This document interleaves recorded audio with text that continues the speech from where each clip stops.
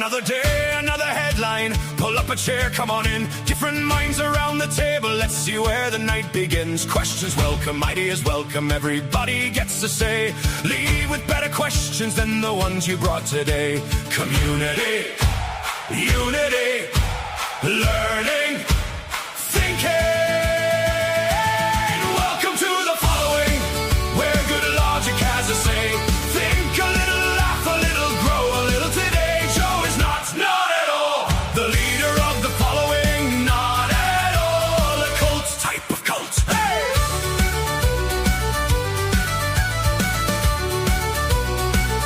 Type of cult. No Kool-Aid, no spaceships, no squirrel mutilations, no sacrificing goats. Tracksuits not mandatory, just highly recommended. Buy a hat, buy a mug, link in the description. No throwing virgins into volcanoes, no dancing around a bonfire while shucking off clothing in the middle of the forest to the beat of a tom-tom, beat of a tom-tom, beat of a tom. Not at all a cult type of cult. If the stream suddenly goes sideways, Joe Boomered again.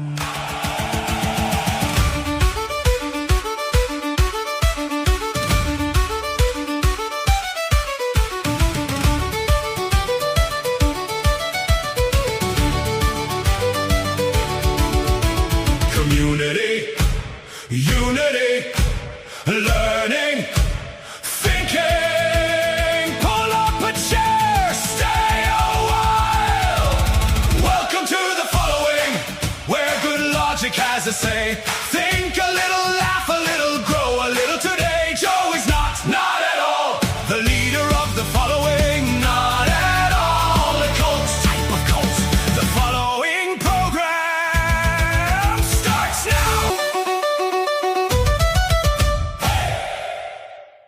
Good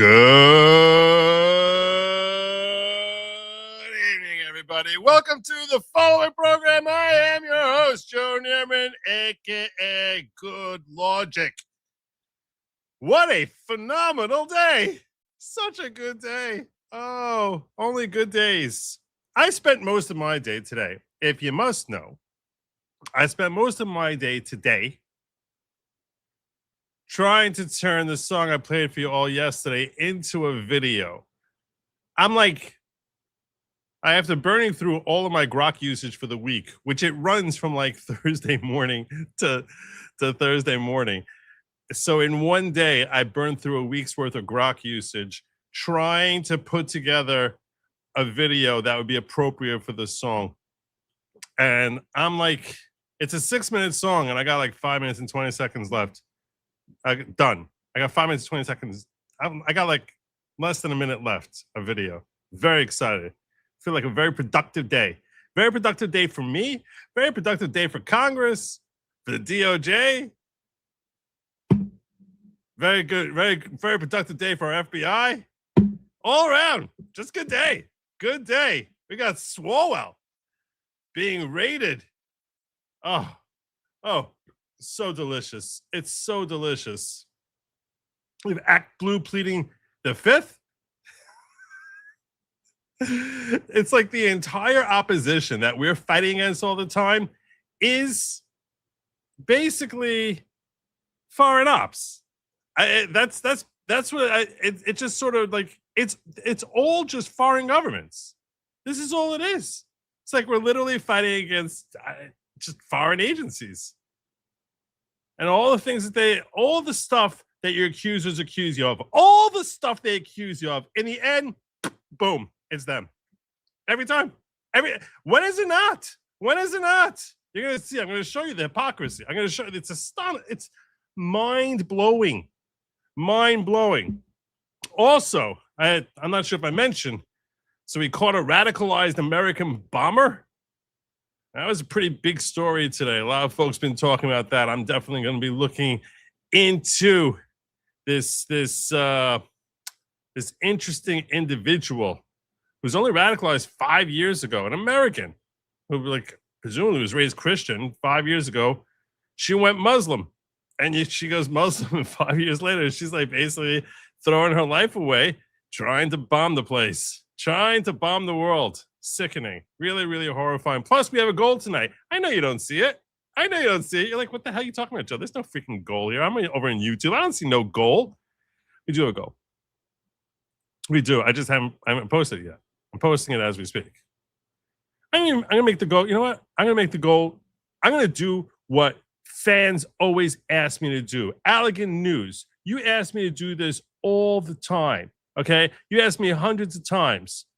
And I was like, no. I don't think it's right. Because I always would have a goal where I would say 15 super chats of $10 or more. To me, that felt like the right level. That's like just like little, it's like, a little bit of a bar, but it's like not like, crazy high. It happens all the time. And he's like, no, you should make it like 30 of $5 rather than 15. This way the $5 ones count. And I'm like, it just doesn't feel like that's the right way to play this. Just doesn't feel like the right way to do it. But tonight I'm going to do that. I'm going to do what Allegan News with fans. He goes by both names. What he's been throwing at me over and over again. I'm going to throw it, and we'll see how it works. We'll see how it performs. So instead of it being 15 super chats of $10 more, I'm going to have 30 super chats of $5 or more. We'll call it the third person Thursday night special. And if we do, I'm going to preview for you all my video. Preview of which is basically everything I was blood, sweating, and tearing for all day today. I literally spent all day on this preview of my. You have no, just putting together 5 minutes worth of video for me is just putting it together like 10 seconds at a time, which is not completed yet. I don't want to mislead anyone, but it is like 5 minutes and 20 seconds out of like 6 minutes. So it's pretty much done. It's pretty much done. So I'll give you that. That's the goal. That's the goal right there. Goal is now officially posted. Officially posted. So there you go. We'll see. We're going to see if Allegan News is right. You guys have a chance to prove him right or wrong. Right here, right now. Not needing to call you out, but you said it to me like so many times. I was just like, I don't think so. I don't think so. I don't think so. See, Renee Collins in for 5. There you go. There you go. We also have CD coming on out here with a 20. All right, let's see how it goes. Let's see how it goes. Anyway, I want to start off by talking to you all about our old friend Eric Swalwell. You guys probably remember a lot of different moments from Eric Swalwell's illustrious career, or as one of his cohorts would say, illustrious career. Oh, dude, that's my best imitation of Ilhan Omar. But you might have forgotten that one of his most recent appearances was when he was basically going after Trump. One of his most recent public appearances that we didn't know at the time. This is, oh my God, this is one of the last times where we're going to see where we're going to see or hear from Eric Swalwell before he's pleading the fifth. This is one of the last times we're ever going to hear from him. So this guy here, just you couldn't write this. If you wrote it, you'd be like, Hollywood would be like, this is a stupid thing to put out there. It's almost cheesy. And here he is, basically condemning Trump and his interest in these women, his alleged interest in women, based on his name being in the Epstein files. Seen in modern U.S. history in historic speed because the men and women of the FBI are given the resources to reduce the homicide. This was this year. This was this year. This was this year. By April, this guy was resigning. To reduce the drug trafficking rate, to reduce the amount of children that are being trafficked and the number of. It sounds like those children being trafficked. I appreciate the director reviewing the files. You said you don't know the number of times Trump's name appears in the files, so it could at least be 1,000 times. Is that right? The number is a total misleading factor. We have not released anyone's name in the Epstein files that has not been credible. Director, could it at least be 1,000? It could be in there 1,000 times. It could be in there 1,000 times. Yeah, like 2/3 of the time he could be like reporting him to the police, or it could be like someone who's never heard of him saying like, "Oh, yeah, no, Trump." His name could be in there if if Epstein's saying, I'm so sick of Trump, we got to take him out, and his name is in there. It's the dumbest thing in the world. Every piece of legally permissible information. Okay, you can so characterize the numbers however you want it. Claiming my time, Director. It sounds like if you don't know the number, it could at least be 1,000 times. It's not. It could be 10,000 times. Who cares? That's such a stupid question. It's not. Is it at least 500 times? No. Is it at least 100 times? No. Then what's the number? I don't know the number, but it's not that. Do you think it might be your job to know the number? I don't know if that's an honest answer. I'm sure it's in there 100 times. My job. No, it's not his job to know the number of times one particular name is in there, especially when that name is not someone who's been credibly charged with doing anything wrong, doofus. He's so fixated trying to like zero in on Trump's alleged illicit sexual activities. You go, boy. You go, boy. Is to provide for the safety and security of this country. My job is not to engage in political innuendo so you can go out to the sticks and get your 20-second hit in your fundraising article.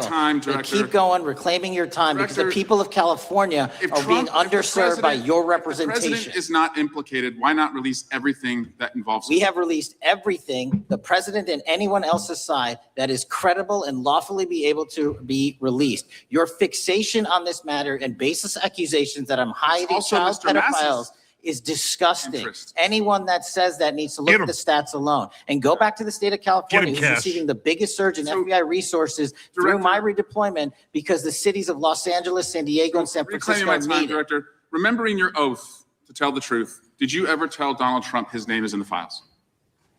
He knows his name is in the files. That was a stupid question. He's like, gotcha. Gotcha. It's like, he knows his name's in the files. Of course he does. Did you ever tell him his name? Dumb. This is the brains of the operation here. He was like, big stuff in the Democratic Party at one point. I have never spoken to President Trump about the Epstein files. Did you ever tell the Attorney General that Donald Trump's name is in the Epstein files? The Attorney General and I have had numerous discussions about the entirety of the Epstein files and the reviews conducted by our team. Did you tell the Attorney General that Donald Trump's name is in the Epstein files? And we have released where President Trump's name is in. This is the dumbest questions in the world. He's so stupid. I mean, seriously, I just want you to pause and think for a second, okay? Just stop for a second. It's so easy. We get lost in this whole morass of the pointing at them and whatever. I just want you to pause and imagine you're a legal immigrant to this country, okay? You imagine you're a legal immigrant to this country, and you understand that this guy here, but you're not familiar with like the politics, okay? You understand that this is the director of the FBI being questioned by a Democrat member of the House, and you have this line of questioning, which doesn't serve anything. Like, ask yourself, if you're a newly minted Californian, you came here legally, and you're living in this guy's district, it's like, how the hell is this helping me and serving any possible future interests of mine? In what way is this guy doing anything to help any future interests of mine? It's astonishing. It's so stupid. God, what a waste of space. A simple question. Did you tell the Attorney General that the president's name is in the Epstein file? Why? Why would he? Why would we have, this is the dumbest thing. During many conversations that the Attorney General and I have had on the matter of Epstein, we have reviewed. The question is simple. Who did you tell the Attorney General that Donald Trump's name is in the Epstein files? Yes or no? It's like Why a don't you try 12-year-old. spelling it out? Yes or no, Director? Use the alphabet. Yes or no? No, A, B, C, Director, D, E, F. it sounds like you don't want to tell us. Did you tell the Attorney General that Donald Trump's name was in the Epstein files? Why don't you try serving your constituency by focusing on reducing look at this. Cash is like basically waking up to that also. This is the stupidest thing in the world. Violent crime in this country and the number of pedophiles that are legally harbored in your sanctuary cities in California. I'll work with you on that. Regular order, Mr. Chairman. I'm the lawless gentleman from California. Did you tell the Attorney General that Donald Trump's name is in the Epstein files? Question has been asked and answered. There you go. There you go. So that was one. I think that might have been the last TV appearance by Swalwell in his capacity as congressman from California. I think this might have been the last appearance, making a complete and total jackass out of himself. Well, and this is who he was. Remember, he was hearing it about Fang Fang, Chinese spy who was part of his camp for a long time. And this was his take on Fang Fang when he went on the Breakfast Club. I don't know. How long ago was this? So this is while he was still congressman. So this is him talking about the Fang Fang situation and how Republicans love to attack him on that. Chinese spy scandal hurt your credibility, or did Republicans just weaponize like a nothing burger, so to speak? You know, the fact that the FBI and the House Ethics Committee said it was bullshit. Mm-hmm. And this is something that he uses as a shield. So the FBI said it was BS. That's what the FBI said. The FBI said it was BS. Okay. Like I would hope that would be enough, but like in a disinformation society, like unless the FBI is part of the disinformation, that's the problem. They were part of the disinformation. I recognize that it's everyone on the right's favorite meme. My wife tells me all the time, you know what? The second they're not going after you, you're not affected. Mm-hmm. And so, trust me, his wife told him many times she's not affected, that he's not affected. I'm sure he's heard that a lot. I am sure he's heard that quite a bit. so I wear it as a badge of honor that these guys Yeah. would want to lie about me all the time. Do ya? Because Do ya? I think it means that Do ya? But I'm do you landing punches though?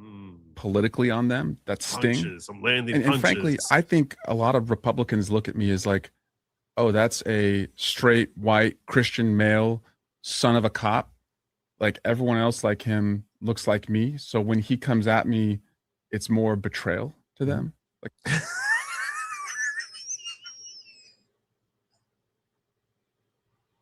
This is a thought that no human ever had. There are zero humans who ever had this thought other than Eric Swalwell himself. I only saw this now.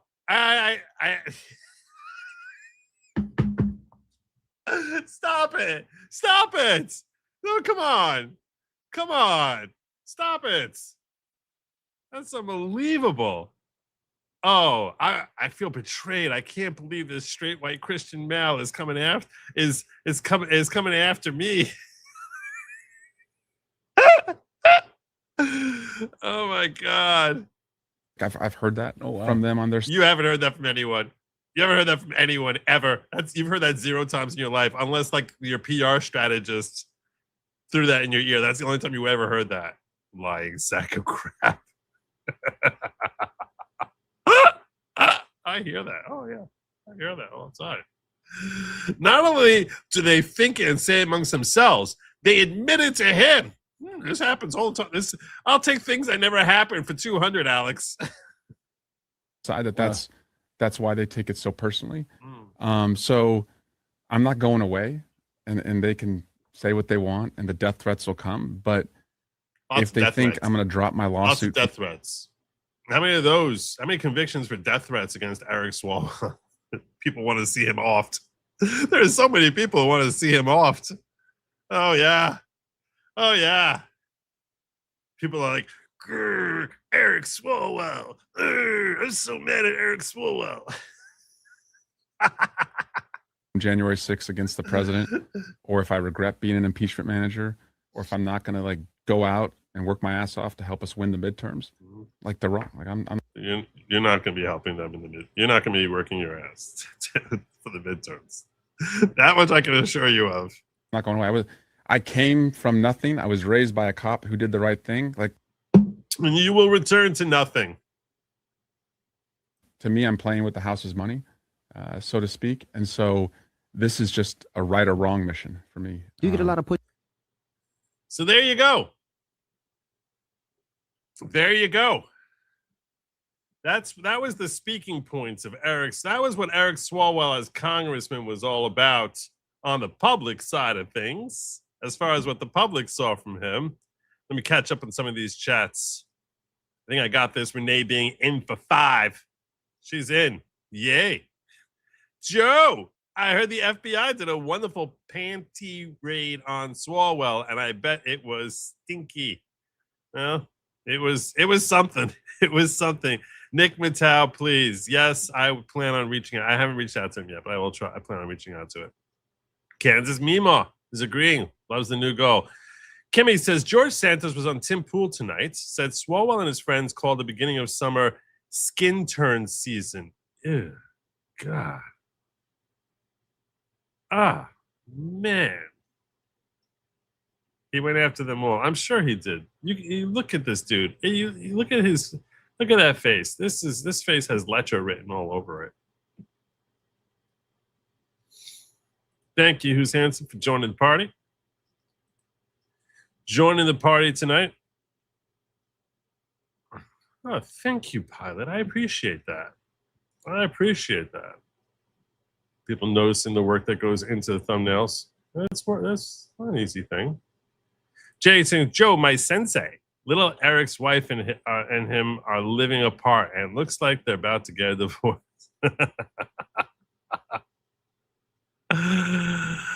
I saw something to that effect. I didn't really look into it. Let me see if I can find that. Wife Swalwell divorce. What is that?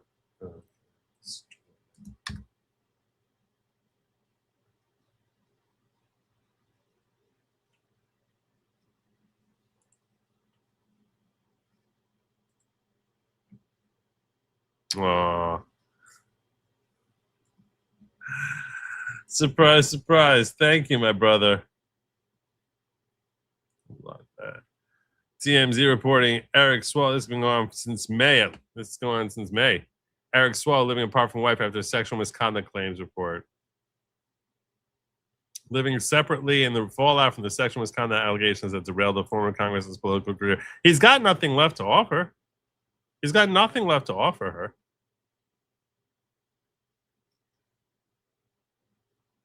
So, you know, he has this is, if you want to talk about someone who's got no future in public spotlight, that's Eric Swalwell. This guy's public career is over. So yeah, makes sense. It makes sense. Someone did say party, Ms. Mo. Someone did say party. Yeah, take my thank you. I appreciate that. Are you eating those fries? Are you eating the fries? Are you going to eat that? Are you going to finish that?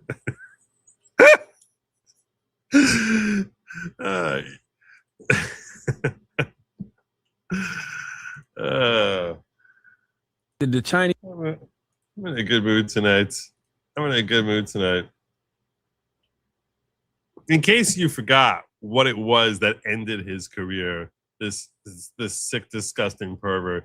This was when one of his accusers spoke out against him. So we're just going to hear from her real quick. We covered the highlights of his public face.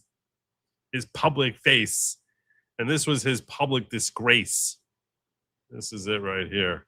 The allegation. She's speaking now in California, Beverly Hills. Let's watch. In 2018, while I was living and working as a model in Beverly Hills, and I also owned a fashion software company, I had contact with Eric Swalwell on 3 separate occasions after meeting him socially.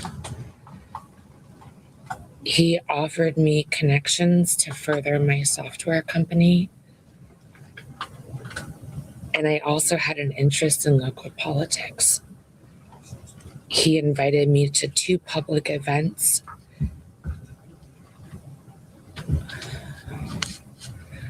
I knew he was married at the time and that his wife was pregnant.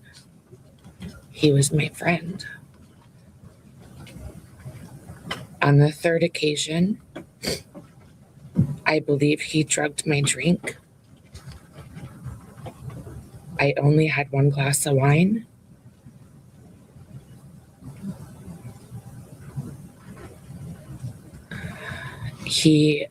We were supposed to go to a political event, and he said he needed to get paperwork from his hotel room. And he Bill Cosby'd her. When I arrived at his hotel room. I was already incapacitated and I couldn't move my arms or my body. He raped me and he choked me. And while he was choking me, I lost consciousness. And I thought I died. I did not consent to any sexual activity. Although I did not undergo a rape kit at the time, I disclosed the assault to the people closest to me. I also recorded these events in my handwritten calendar. This is the guy who's so fixated on how many times Trump is named in the Epstein files. This jackass. This guy who sits up there with his pictures of standing up for women, standing up for girls. That's what he's doing. He's getting up there, speaking up for the girls. Assault and its impact were later documented during my therapy sessions at a sexual assault center. Yeah. So that's what ended his career right there. That's what ended his career. But that's not the end of these matters for him. No.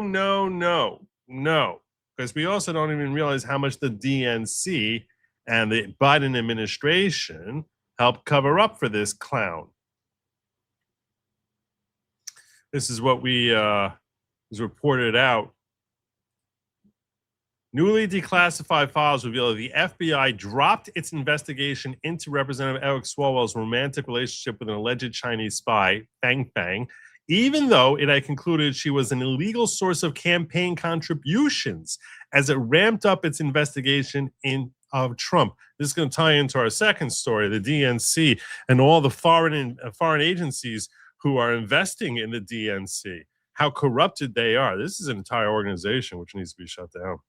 They're just the FBI manufactured Trump-Russian collusion hoax as it dismissed strong evidence of foreign influence over Swalwell, Clinton, and Biden. That's the nature of what we have with our current, with our former DOJ.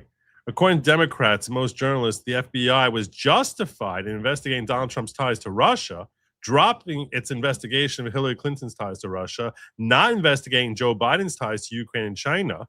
China is an important part. We always talk about Ukraine, but China is a very important part. And dropping investigation into former Congressman Eric Swalwell's romantic relationship with an alleged Chinese spy. Trump, according to the AP, derides the Russian investigation despite the multiple government reviews showing Moscow interfered on behalf of the Russian Republican campaign.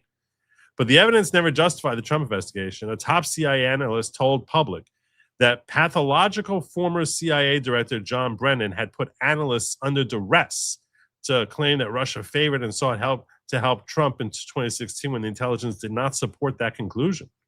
Before then, the Justice Department's Inspector General had found significant errors and omissions in the FBI's FISA applications on Trump advisor Carter Page.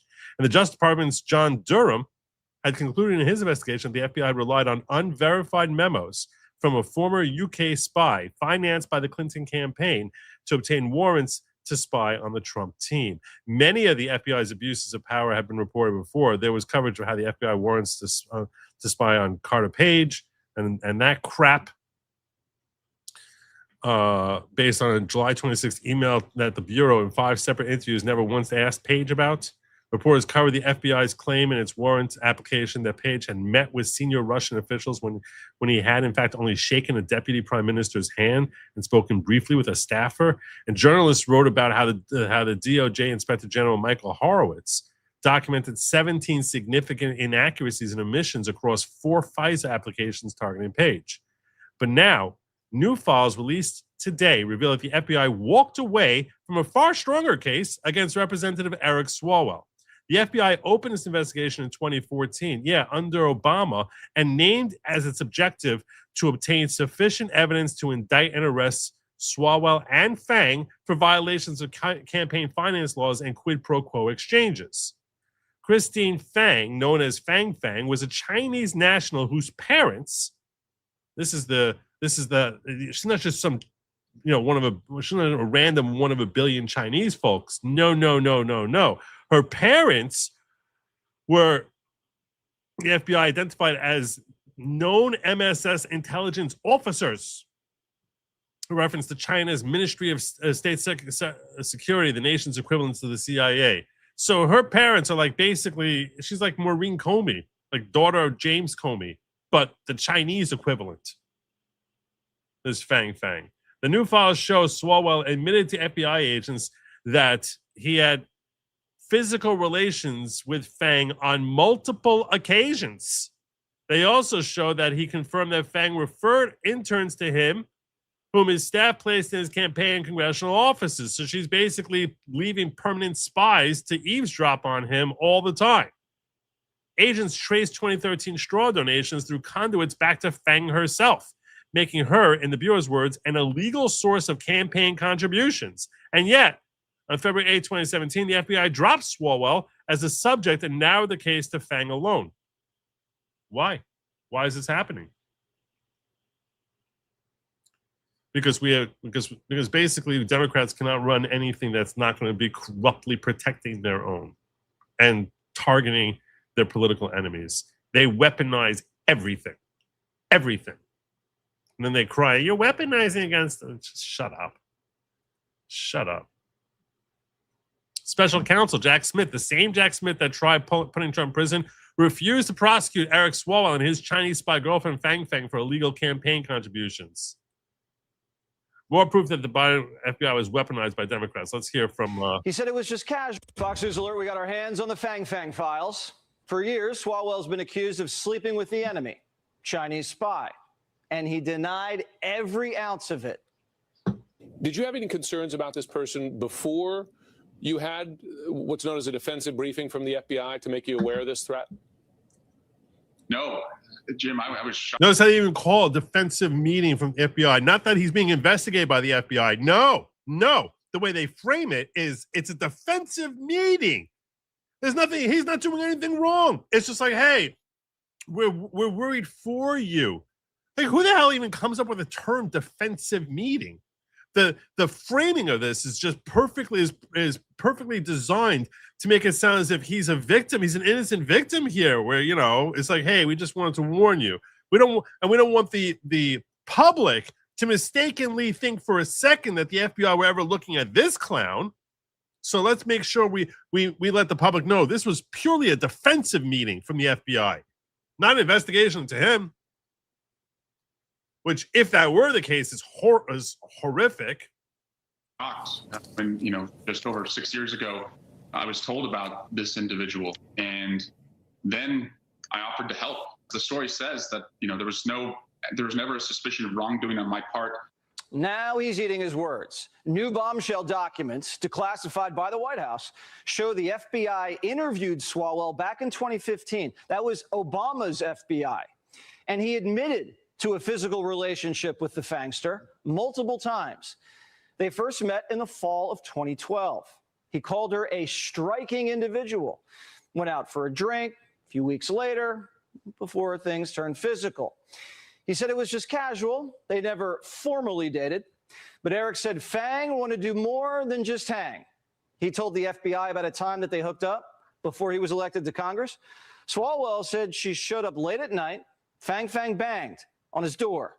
He let her in. She left a few hours later. And that's when the banging happened. Bang banged, and then banged. He said he'd taken an Ambien beforehand, so he couldn't remember much. Did he light any candles? Oh. I was drugged. No, you're the drugger. You're not the druggee. I mean, I guess you are. You probably are a druggie. That was a term when I was a kid that we used to use all the time for drug addicts. He's a druggie. I haven't heard anyone use that term in a long time. But yeah, this guy is the drugger. He's not the druggee. When he's like, I got Ambien problems. I got Ambien issues. I can't remember. I don't know. Eric couldn't say. The spy sex wasn't a secret. Swalwell's staff knew all about it. One aide told the FBI he heard Fang Fang would show up to Swalwell's door and make it clear She wasn't wearing any underwear. But it wasn't just sex. The FBI opened an investigation into possible illegal donations to his campaign. The name of the investigation? Freshman 15. Looking into That's not a good name. whether illegal campaign donations were being traded for internships and access to Swalwell. Fang Fang was in the country on a student visa. She couldn't legally donate to his. I remember hearing something like this also. If you're, trust me, if you're high up in the Chinese government, you're probably very wealthy. That's the way it works. That's the way it works in communist places. His campaign herself. So they investigated her for orchestrating a straw donor scheme. And their financial analysis flagged 4 successful cash movements within a year. The FBI also intercepted intelligence that Fang Fang was offering favors for donations. Yeah. She reportedly guaranteed a private meeting with Swalwell for $5,000 and said she could land you an internship in his office for a steeper price. According to an FBI interview. So she's his hiring agent. He's just an acquaintance. Just an acquaintance. So full of crap. I don't know why anyone ever believes anything that comes out of a Democrat congressman's mouth. She referred a student, she called her sister. And that student was hired and worked on Swalwell's campaign for a year and a half, knocking on doors. And I'm sure the FBI were very concerned she's a spy. She's not putting people in there who aren't spies. Researching people Swalwell was about to meet. She had access to every single donor record. Now, in the document, Swalwell says he had nothing to do with the hiring. All he did was forward Fang Fang's referrals. Nothing to do with the fact that she was bouncing up and down on my privates. No, that had nothing to do with it. That's just a total coincidence that she happened to get hired. A total coincidence. Not the fact that she's knocking on my door late at night and basically describing that she ain't wearing no underwear. That had nothing to do with the fact that she ended up being a part of my staff. Pardon the pun. That was kind of sort of intentional. But the FBI always had its eye on the spy. A memo identified both of her parents as Chinese intelligence officers. And in the summer of 2013, an undercover officer tried to flip her, recruit her as a double agent. Fang Fang's official FBI nickname, Rusty Thumbs. She bragged.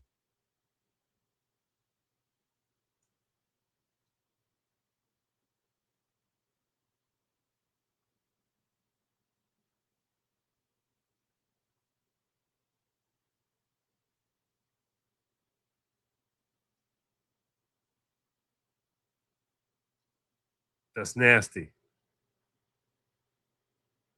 That's nasty. Okay? That's nasty. It's very nasty. It's reflection on him. That's nasty.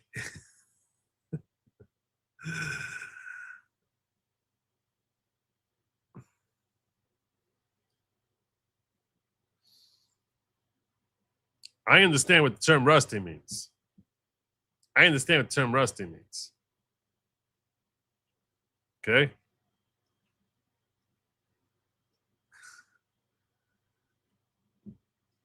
Ugh. This means the FBI knows a lot, not just who she's with, but what she does when she's with them in very specific details. Very, very specific details. That's nasty. That she used her sexuality to exploit politicians. She knew she was young and knew she was pretty and knew. Okay. It's a family show. So I'll just explain to some of you all who I see are like, wait, what does that mean? If you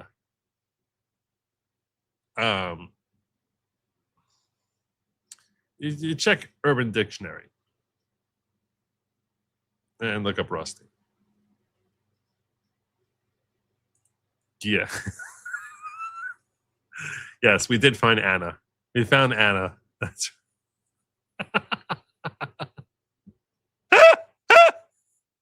We found her. We found her. Oh my God. That's nasty.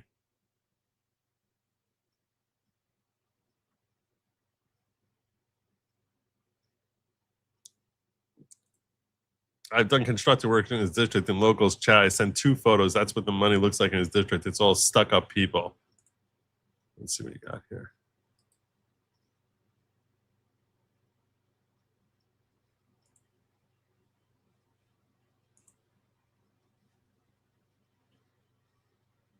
Insane.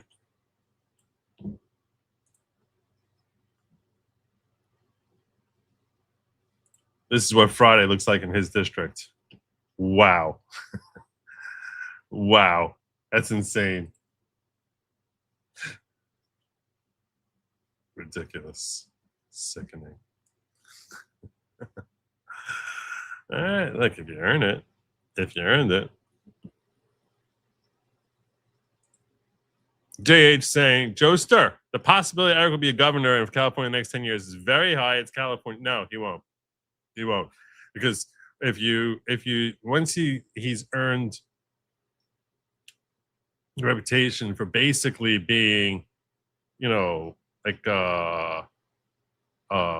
who is that producer? Like a Weinstein. Was that his name? The left is not going to accept you. We're so corrupt here. Can win Sammy Joe. I live in the depths of hell. You do live in the depths of hell. You do. But yeah. There's Allegan news. Swalwell had yellow fever. Are we sure he's not a brother?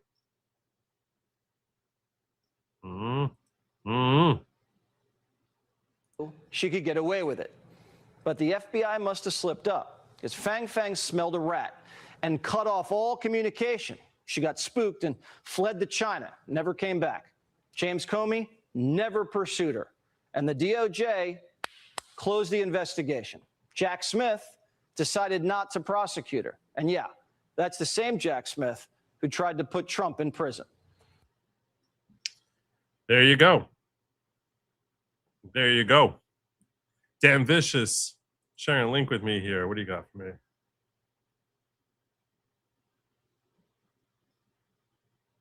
That was about Candace Owens. If we hit tonight's goal, if we hit the goal tonight, since this Candace Owens reference in the song, I'll pull that up. It's basically not on topic here, Dan. So Matt Reese says, if Swalwell actually is getting death threats, I'm sure it's from the leftist mafia to keep him from flipping on others. If there are any. I don't believe there are any. I don't believe there's any death threats. I don't buy that at all. Fox News Alert, we got moving on. So I found this report.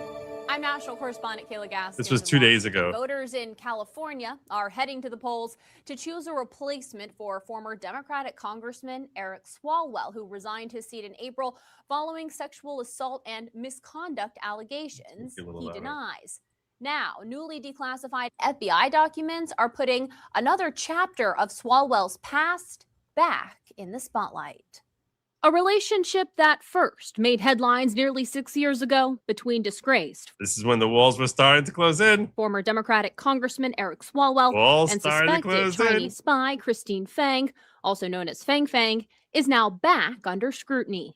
Incredible recklessness on the part of Eric Swalwell. The FBI releasing a treasure trove of newly declassified files, which reveal, for the first time, Swalwell told the FBI back in 2015 he had physical relations with Fang on a handful of occasions. He is then in 2013 joking to friends that his new girlfriend might work for the Chinese CIA. When the Fang Fang story first broke in 2020, the public knew she had helped fundraise for Swalwell, helped place an intern in his congressional office, and developed close access to the then congressman.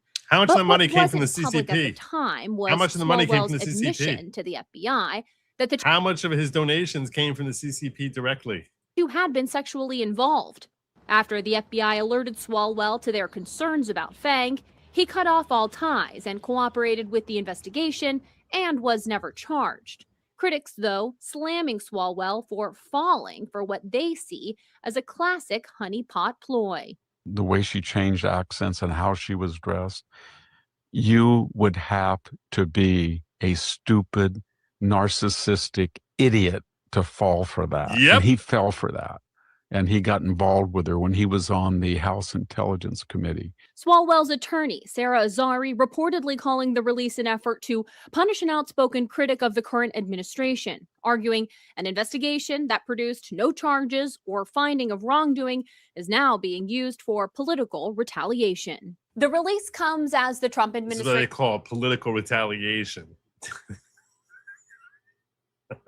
focuses on foreign election threats, including China's alleged theft of some 220 million American voter files, believed to be the largest compromise of U.S. election data in history. Yeah. Yeah. He was on the Intelligence Committee. That's the real intelligence. But the interesting thing is how the DNC viewed him, because he was obviously being protected by the DNC. He was obviously being protected by the DNC. And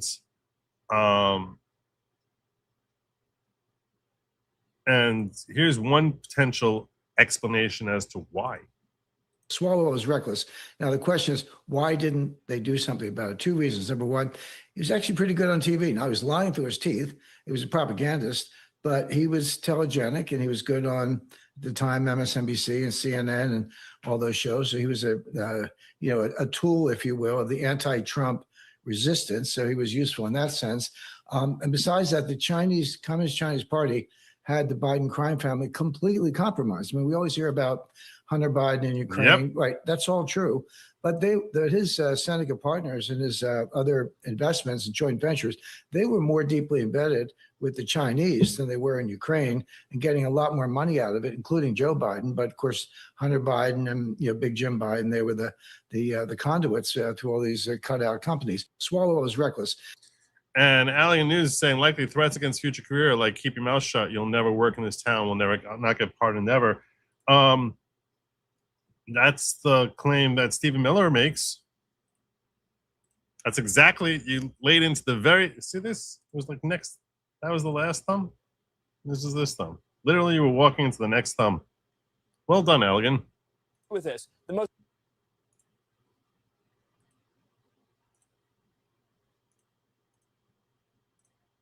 important part about this story, and look, Swalwell is a scumbag. He is a terrible person, the worst of the worst, the lowest of the low, the most dishonest and the most dishonest. But the real story here is how the Democrat Party controls its members through blackmail. It's got a blackmail file on all of its politicians, and it uses them to leverage and control them until it's time to release it. That is how sick and twisted the Democrat Party is. Precisely how the most sick and important twisted they part are. about this story, and look, Swalwell is a scum. That's exactly what they do. They want their people who they know they can leverage and basically control. That's how communists work. Country is seen. That's exactly how communists work. So they basically, if they want to have complete control over all the different levers that they have access to, all the different influencers that they have, all the different talking heads, the ones who go on CNN, they want to know that they have leverage on them.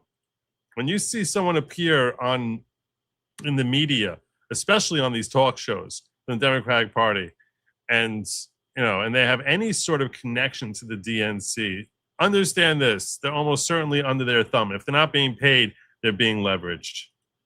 There's some leverage that someone has on them. So that was the situation, as far as we were aware of it, coming into today. But actually, there's been more stuff that's been happening with the current DOJ going after Eric Swalwell. Yes. Sorry, I sounded like Eric Swalwell every time he sees a skirt that's not quite within 6 inches of the knees. So we had Benny Johnson reporting breaking today. The FBI just confronted Eric Swalwell at the airport and seized his electronic devices. Oh no! Oh no! Agents also executed search warrants at his Washington, D.C. home this past Sunday. The walls are closing in quickly now. They are going after him. They're going hard after him. This all happened this week. We only learned about it today. But they went to his house. They went to his... They came to him. They cornered him in the airport and grabbed his phones from him. As Gunther Eagleman reports, FBI raids Eric Swalwell's home after an airport search. This is not about Fang Fang. You would think it's about Fang Fang, right? I think Fang Fang is probably beyond statute of limitations. So like we can't go after him for Fang Fang because all that stuff happened, that happened like, 12 years ago. So that stuff is probably beyond the statute of limitations. But they are going after him now for his sexual deviancy, his misconduct, like that woman who we showed earlier, who was reporting on how he Cosby'd her. According to new reporting, the FBI confronted Swalwell at the San Francisco airport on Saturday. He was cooperative, was not detained or arrested. The next Sunday, agents executed a search warrant at his Washington, D.C. home and seized electronics. The warrant cited a federal statute that makes it a crime for public officials to deprive someone of their constitutional rights. The FBI is not commenting, like specifically what it is. Swalwell, how he violated someone's rights. Swalwell's attorneys have been contacted separately. Swalwell is facing multiple sexual assault allegations from several women. One woman, identified as Ilana, claims Swalwell raped and drugged her at a West Hollywood hotel in 2018.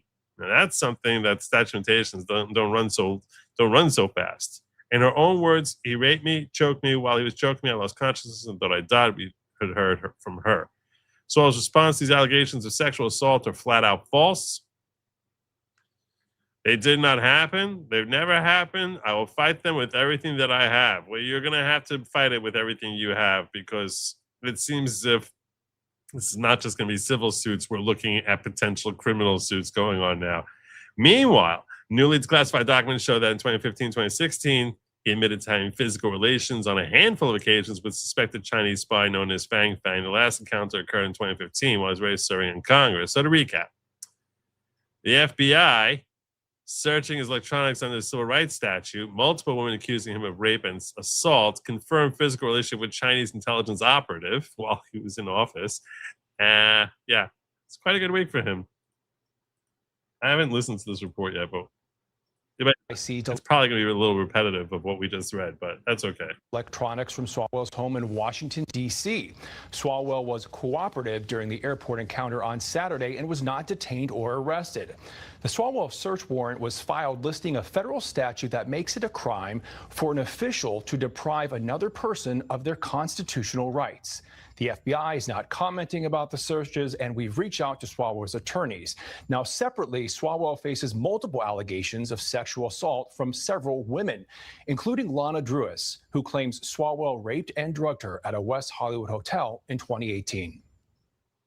He raped me, and he choked me. And while he was choking me, I lost consciousness. And I thought I died. These allegations of sexual assault are flat false. They're absolutely false. They did not happen. They have never happened. And I will fight them with everything that I have. On Monday, freshly declassified documents revealed that Eric Swalwell admitted to FBI agents in 2015 and 2016 interviews that he had physical relations on a handful of occasions with a suspected Chinese spy known as Fang Fang. The documents say the last encounter was in 2015 while Swalwell was in Congress. Trace. Matt Finn, live for us here. Matt, thank you. So there you go. There you go. Dude has been raided. This is another guy commenting about the declassification of the report. This was huge news that dropped on Monday at 6 a.m. 150 pages of newly declassified documents. Swalwell had always said that he did not have a sexual relationship with Fong Fong. He told the FBI on 3 separate occasions in interviews detailed in these documents that he did. He described the relationship as casual, non-romantic, and that it existed from 2013 to 2015. These are all new revelations. We also learned that Fong Fong was deeply tied to the CCP's version of the CIA, the MSS, which So, and that's where I got, this was the guy I'd heard that source from earlier. I didn't notice in the other report. But yeah, so that is the report there on Eric Swalwell facing serious developments of FBI closing in on him, stopping him at the airport, grabbing his phone from him. Can you imagine what that must be like? Like, you have your, like, you base, all of a sudden imagine like the police just came and took your phone from you. That's gotta be like very unsettling. What do you do from there? Like, how do you call your wife? Oh.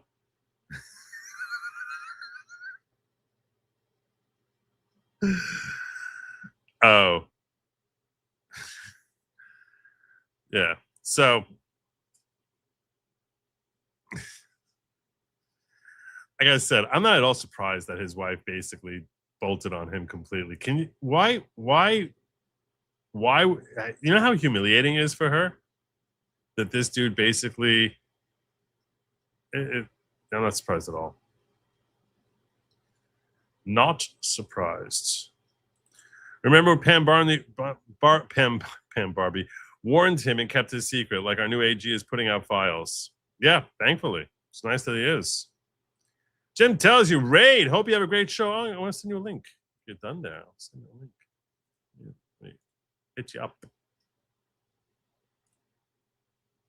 Been so busy. Been so busy.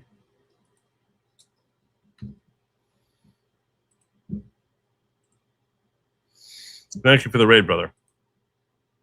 G Sharkman saying, member 15 months, 1 for my diggers. Thank you. Thank you, my brother. Fang Fang died in a plane crash in 22. Did she? I thought I remember hearing something like that. Which, yeah, that's totally, that's totally not an accident. I don't believe that's an accident for a second. I don't believe in that type of coincidence.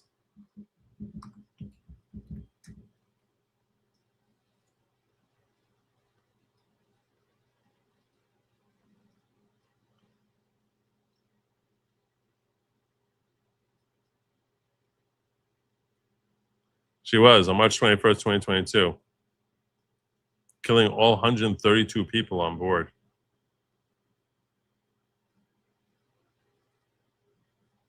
She was a passenger on China Eastern Airlines flight MU5735.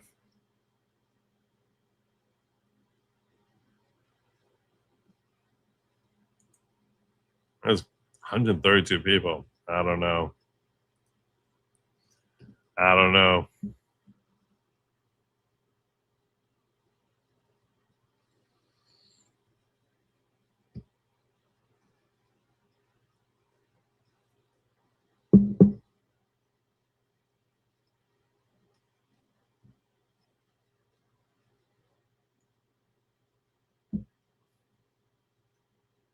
It's very, very ponderous. Very ponderous. My suspicion hackles are, my dander is up. I'm like, I don't know. I don't know. I feel like there's a lot of foul play here. Like maybe like he figured Trump is going to be demanding her. It's 2022, so it wouldn't be Trump demanding her. I don't know. I don't know. Am I the only one who has that thought? You don't think she was aboard? It's very possible. Once the plane went down, that they adjusted the manifest to throw her on. That's a really, that that feels like something that could very easily, the CCP could very easily organize it. Well, once the plane went down, let's make something good out of it and basically have her now be someone who can come back as someone else if she's an effective spy. Or that they don't care about the others on the plane. That thought crossed my mind too. I'm like, I don't think they care that much about killing 132 people.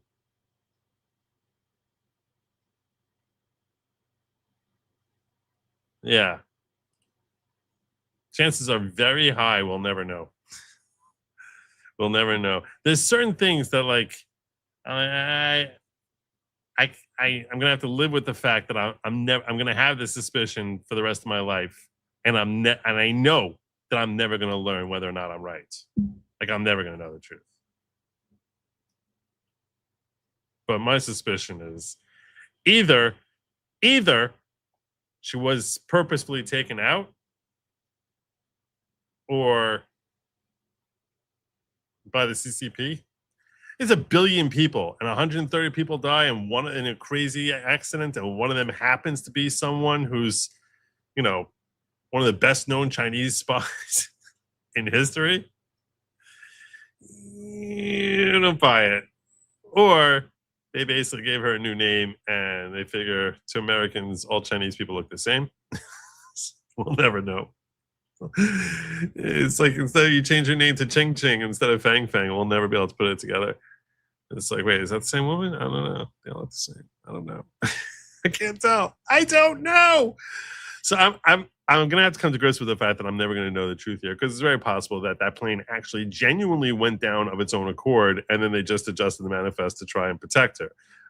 Her being on that flight, I feel as if it's orchestrated, and the flight going down is orchestrated, either as a way of protecting her or as a way of killing her. But it's definitely one of those two, and I'm never going to know which. And none of us are ever going to know. 1 billion people, and she happens one of the 100 out of 1 billion, which happens to be on that flight. I don't buy that. I don't buy it. Which vid am I supposed to look at?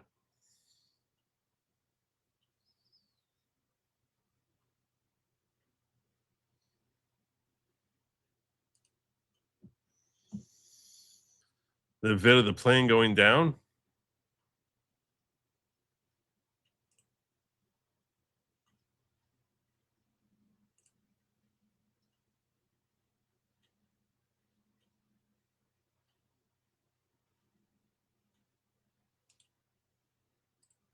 Let's take a quick look at this. Once we're pulling on this rabbit, on this thread, going down this rabbit hole, I can invest another minute in this direction.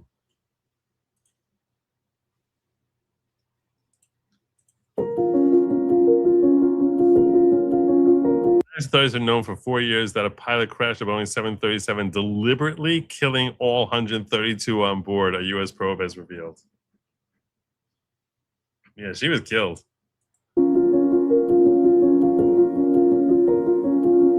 What the hell?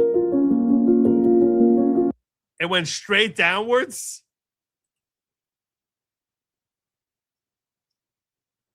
Chinese Eastern Airlines Flight 55735 smashed into a mountain at 350 miles an hour in Guangxi.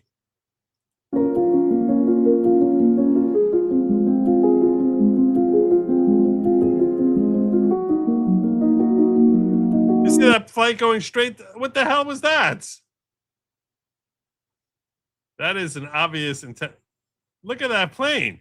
What the heck is this? You've never seen a plane crash like that. Wow.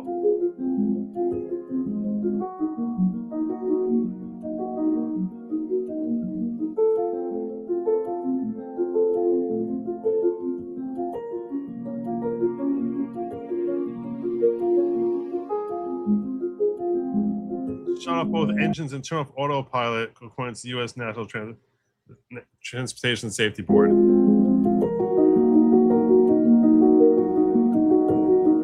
Bombshell flight recordings showed two of the pilots wrestling for control of the plane before one of them manages to push the jet into a nosedive.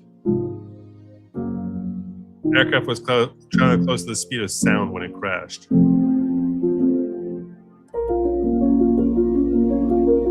Wow. Wow. That was 3 months ago that came out. Wow.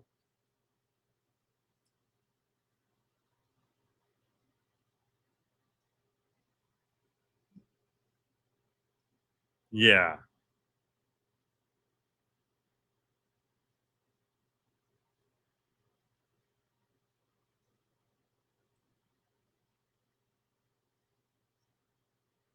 Yeah, I'm feeling like that guy, probably the pilot, the CCP could easily put pressure on him saying like, you're going to crash that plane or else your family's going to die and we're going to torture you. And if you do it, we'll give you money. So yeah, she was killed. CCP killed her.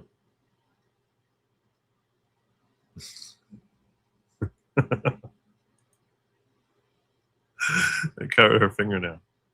And that could be a whole Peter Pettigrew thing, though, you know? They cover her fingernail. Yeah. Did you know? Juneau, Alaska? That Fang Fang died in a plane crash, which we found out 3 months ago, that the pilot intentionally crashed the plane. I had no clue. She died in 2022 in a plane crash. This is, I'm going to show this again because this is just, you don't need to have the, you can watch the screen here where they basically, there's no words to this video. It's just they play music and they basically What's the pilot's name? We Too Low? The pilot intentionally crashed the plane. That's what I'm saying. Was the pilot's name We Too Low and the co-pilot was Something Wong? Yeah. This is, look at the angle of the flight going down. You have to see this. This is just the stuff. Look at that. Oh, that's, yeah. Yeah, he shut off both engines and put it into a nosedive. And the other pilots were wrestling for control of the plane. That's what the NTSB reported. Do we think that she was actually on the plane, or is this just a scam to try to cover up whatever was going on? I think she was on the plane. So I definitely think there's some sort of shady business here with the whole Fang Fang thing. Like the two theories that my chat threw out here, either one of which I could have accepted, was they killed all 132 people to kill her, right? Because 132 victims on this flight. So they killed all them people to have her die in an accident, or that they saw there was an accident and then they basically changed the manifest to make it look like she's dead, even though she's, they just changed her name and figure that she'll blend in with a billion other Chinese people. Well, yeah, I mean, that is one of those two. Yeah, or they just put a bunch of people on the plane they wanted to kill. It could be more than one. It could be more than one person they wanted dead. That's a very good point. That's a very good point. Like the plane could have been filled with like basically, all the undesirables of the CCP. You would think it's not that hard for Xi Jinping to orchestrate that. That's definitely true. But yeah, when you see the way the plane went down, I think the theory that she was murdered is probably more consistent. It's probably the more likely scenario. That was astonishing. That was just, yeah. So the angle of this thing, I can't get over that. Look at that thing. Wow. That's just mind blowing. I'm glad that what kind of plane was it? Did they say? Was it like a? It's a commercial flight. Commercial flight? Oh my god. Yeah, it was 132 people. Who else was? They don't say who else was on the plane. They didn't say if there's any like that you could check and see like, oh, this person. Oh, this person. Oh, look, it was. Can you name 5 other Chinese people that you think Xi Jinping would want dead? I bet you could name 2. I'd be shocked if you name 1. King Dong Wao, Dong Ban Ta, Ying Gong Tu. See, that's 3. Yeah. After the captain intentionally brought down the aircraft, newly served.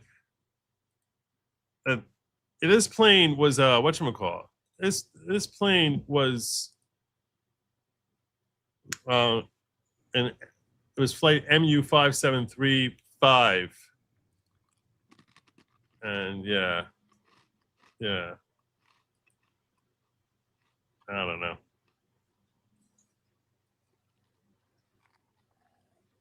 Hold on a second.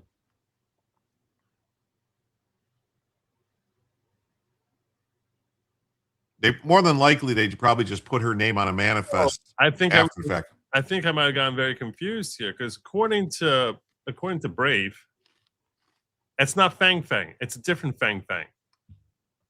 Look what Brave is saying here. It wasn't her. Fang Fang, the chief financial officer of the Chinese mining and entertainment company Dinglong Culture, was a passenger on China Eastern Airlines flight. While some online sources and rumors have conflated her with Christine Fang, also known as Fang Fang, a former associate of U.S. Representative Eric Swalwell, there is no confirmed evidence that the woman who died in the crash is the same person as the political figure. The Fang Fang, identified by authorities and her employer, was a 30-year-old financial executive, whereas the Christine Fang linked to Swalwell, was reportedly active in U.S. political circles between 2011 and 2015. So she would be over 30.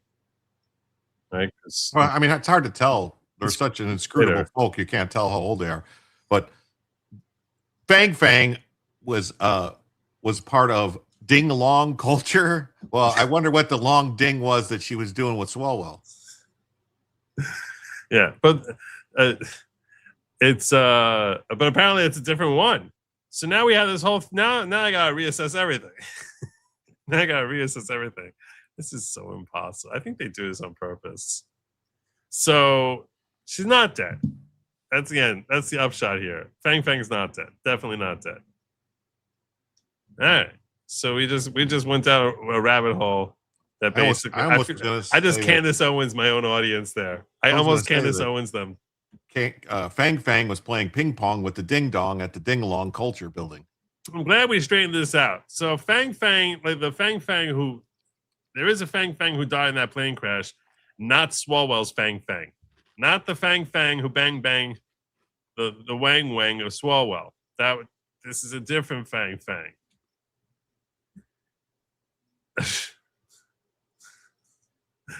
All right. Well, I'm glad we clarified all of that. I'm glad we got to the bottom. We got to the bottom of that. Jim, I bet I can give your name added to a manifesto plane that went down in China for $1,800. And if you write a manifesto, $7. Keep writing, Joe. I haven't written in a while. Yeah, we all would have been thinking that. We all would have been thinking that. Nah, that's why I was like, I'm glad I stumbled on that little blurb there. So yeah, Swalwell's Fang Fang is still out there. You all sound like Canada sometimes. Pilots self-check out early. Asian pilots do it a lot. Malaysian and India flights also have pilots check out early. Okay.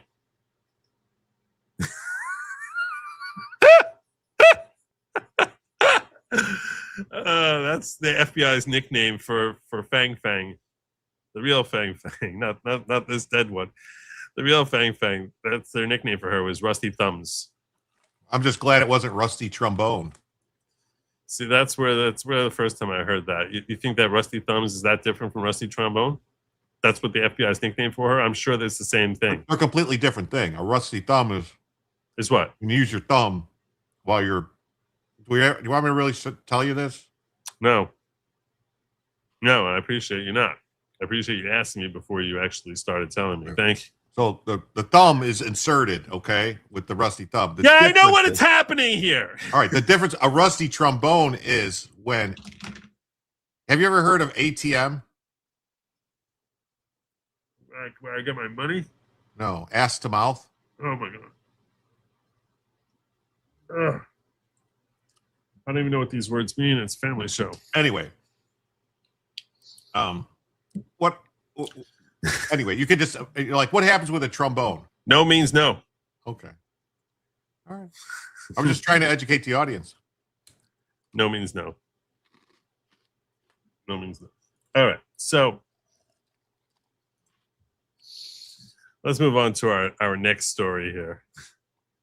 If you thought that that Eric Swalwell was a lone wolf hunting with the Chinese, no. He's not the only Democrat there who's all about the Chinese. In fact, the entire party is pretty much funded by the Chinese. That's what we're learning now. That's what we're learning now. As today, it came out. Co-founder of ActBlue, Matt DeBurgalis, was called in to answer questions. He was called in to answer questions. He's the co-founder of ActBlue, and he just pled the fifth in a closed-door congressional questioning on foreign donations per Fox News. I wonder why he pleaded the fifth.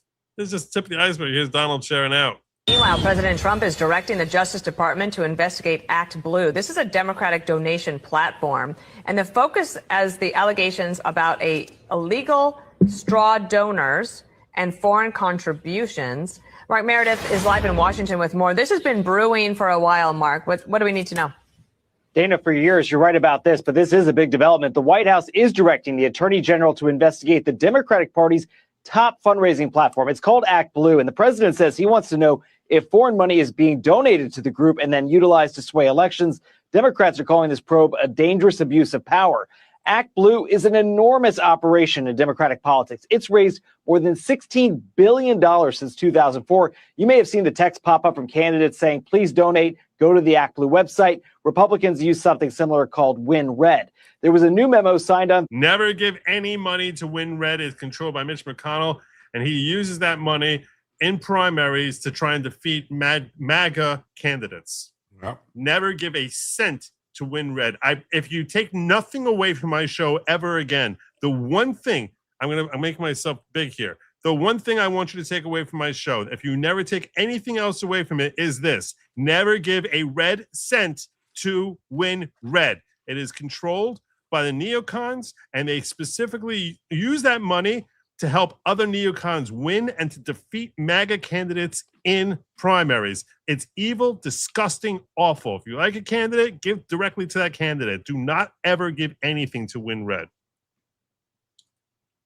Or give the money to me, and then I'll. You can super chat it, right? Super chat. So one of us. One of us. Do it on Wednesdays. That way, Cynic gets 25%. I'll give you the same deal. I don't want the same deal. I'll give you the same deal. I don't want the same deal. I That's know, the that's fine. I'll give you the same deal. No, it's fine. I get the same deal. No, I'm fine with giving you the same. I'm fine with giving you the same deal. I'm fine with giving you that deal to any. I don't need any more 1099s to worry about. I'm giving you the same deal. I give you the same deal. Same deal for you. I don't want it. No. I don't want it. I'm fine with it. I'm fine with it. I think it's ridiculous that Cynics shut you down like that. He did. He did. I told him I'd pay him when I get paid. I actually paid him before I got paid. So I hadn't gotten paid yet, and I took care of him. I told him I get it out to him within 2 weeks. I took care of him yesterday. But yeah, I think it's a good. You didn't tell him you were a little short. Yeah, he's a little short. Oh, yeah. Not me. A little more than a little. Yeah. So let me just finish up this report real quick here on ActBlue and the humiliation for them. Excuse me. Let me do that. Thursday, directing the Attorney General to investigate if foreign nationals are using the ActBlue platform to bypass campaign finance laws. Trump wants a report out in 6 months. So that was what Trump had asked for. Meanwhile, President. But that's what Trump had shared out. But today what happened is the co-founder of ActBlue is pleading guilty. More on this. Co-founder of ActBlue pled fifth in didn't plead guilty. Excuse me. I'm not sure. I think I just misspoke. Pled the fifth in closed-door hearings, then ran away from the press asking if ActBlue fraudulently allowed foreign donations to Democrats. That's what he's pleading the fifth to. He's asked, did you fraudulently allow foreign agents, foreign countries to donate to Democrats? I plead the fifth. Why are you pleading the fifth? Why are you pleading the fifth? That's insane. That's such an easy question. That's not something you should have to think twice about.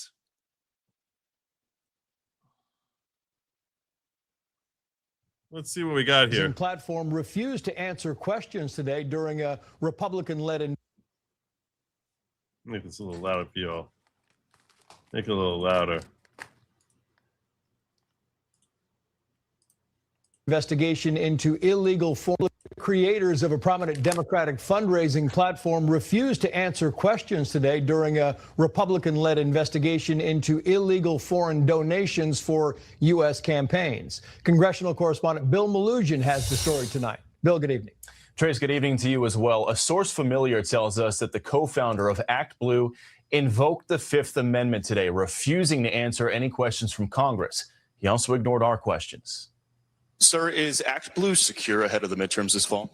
No comment. Does your platform accept foreign donations? How do you verify your donors, sir? Do you plan to answer any questions today?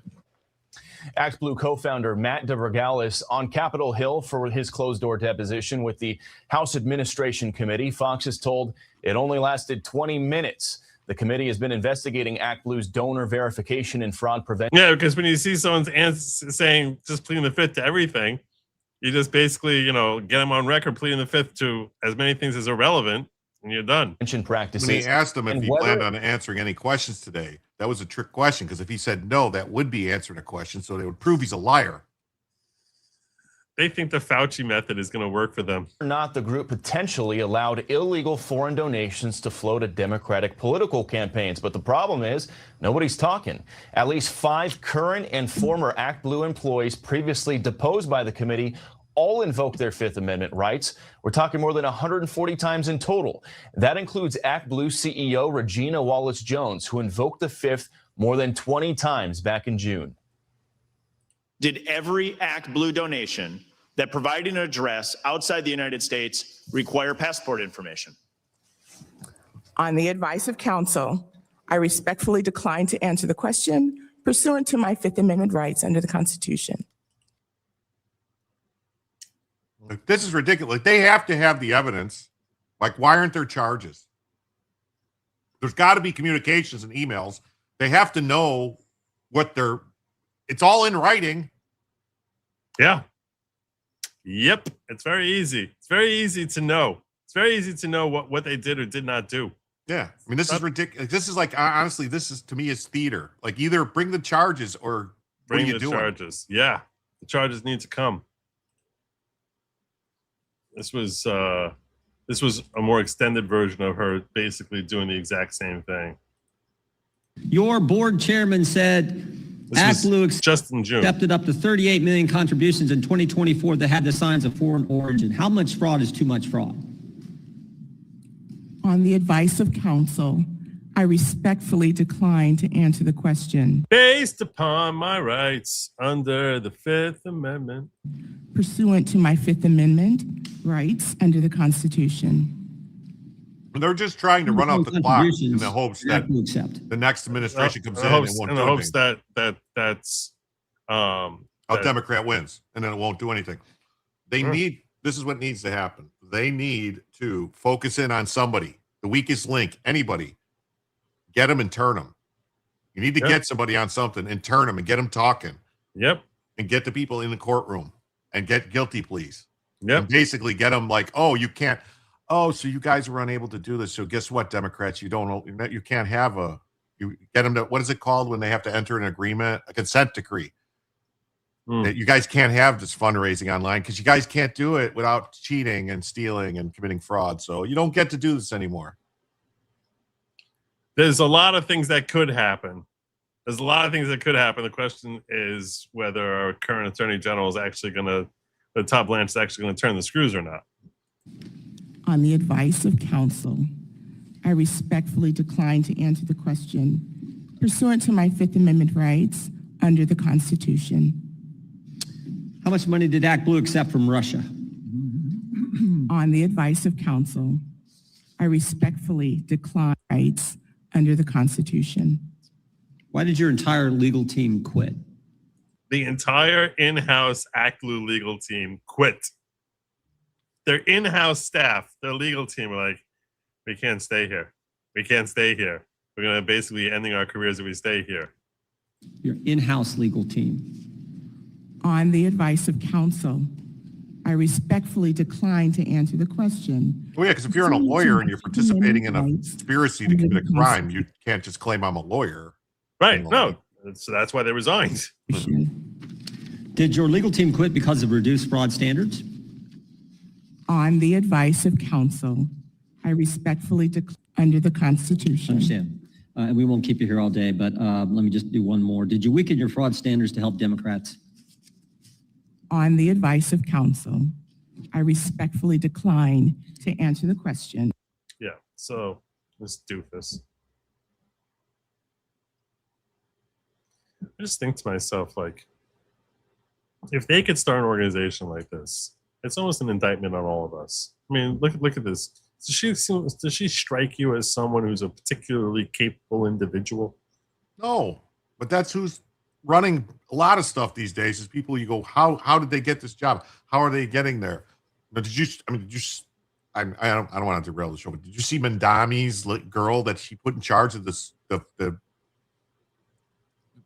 of anything? Of the grocery stores. It's a shaved head girl with a nose ring in there saying like, yes, we have compliance and we're going to have stuff and we're going to do with equity and we're going to be in compliance because we're going to look for something that, is cooperative. And it's like just saying the same words over and over again. And then the reporter asked, like, what do you mean by complimentary? Well, we're going to use things that complement each other. Like, wow.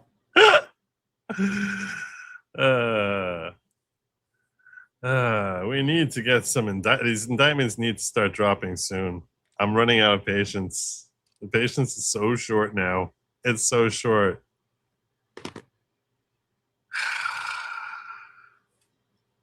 Basically, the only one indictments that dropped that have stuck that like MAGA cares about at all is what, Michael Bolton? John Bolton. Yeah. Michael Bolton was a singer. I don't think he was indicted for having such a, playing the sax that good. Trust me, they need to put Michael Bolton away too. But yeah, John Bolton.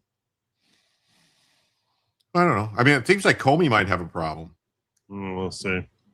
You didn't hear about that? That there was text messages from a family member to the wife about, hey, what are you doing? This is, you can't do this. These are threats. And that there was testimony and the Sammy the Bull, who Sammy, you might not know who Sammy the Bull Gravano is. I don't know. You're not Sammy the Bull Gravano worked for John Gotti. He was his killer. Correct. And then he turned state's evidence. Right. And then James Comey was part of the prosecution, the FBI prosecution of him. And there was recorded statements on the record of him divulging what 86 someone means. So Comey knows what that means. Oh.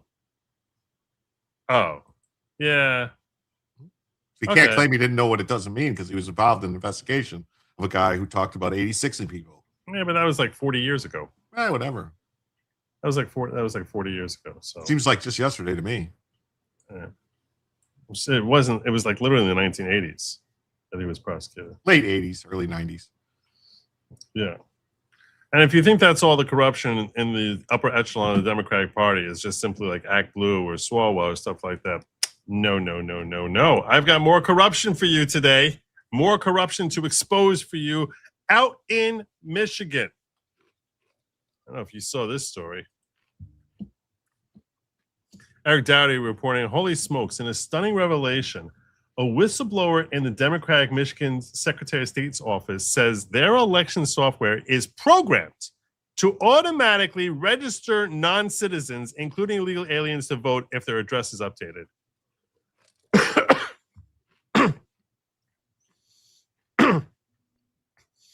So, Harmy Dillon saying if that's true, it's definitely out of whack with our federal election statutes. We'll certainly be looking into that. And whenever we find a report or something like that, we actually have opened up numerous investigations around the country.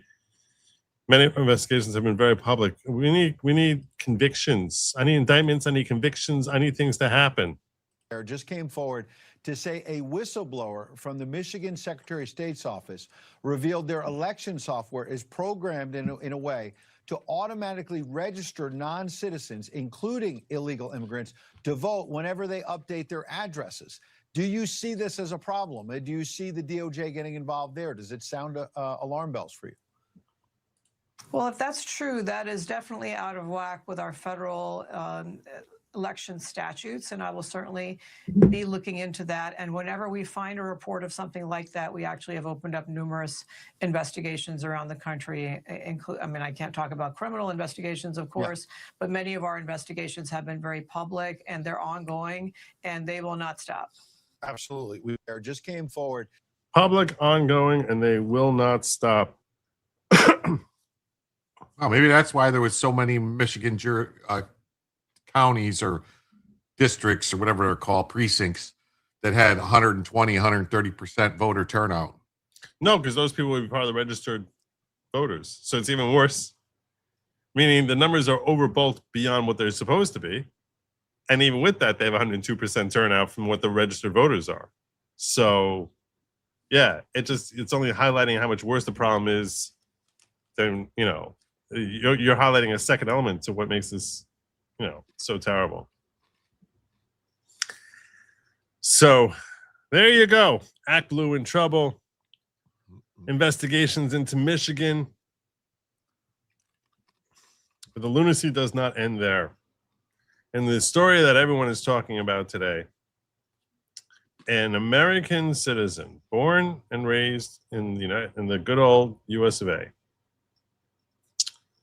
5 years ago became radicalized by fundamentalist Muslims. And this, you know, white chick now who's, you know, a born American citizen. Looks like any other American you would see on the street. Well, I mean, she looks a little bit. She looks like any couple of Americans you would see on the street. Yeah.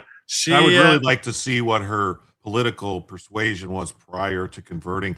I would put money on it, like a lot of money, like 10 G's, that she was a card-carrying member of, let's say, like, I don't know, the DSA. Vote blue no matter who. Yeah. Mm-hmm.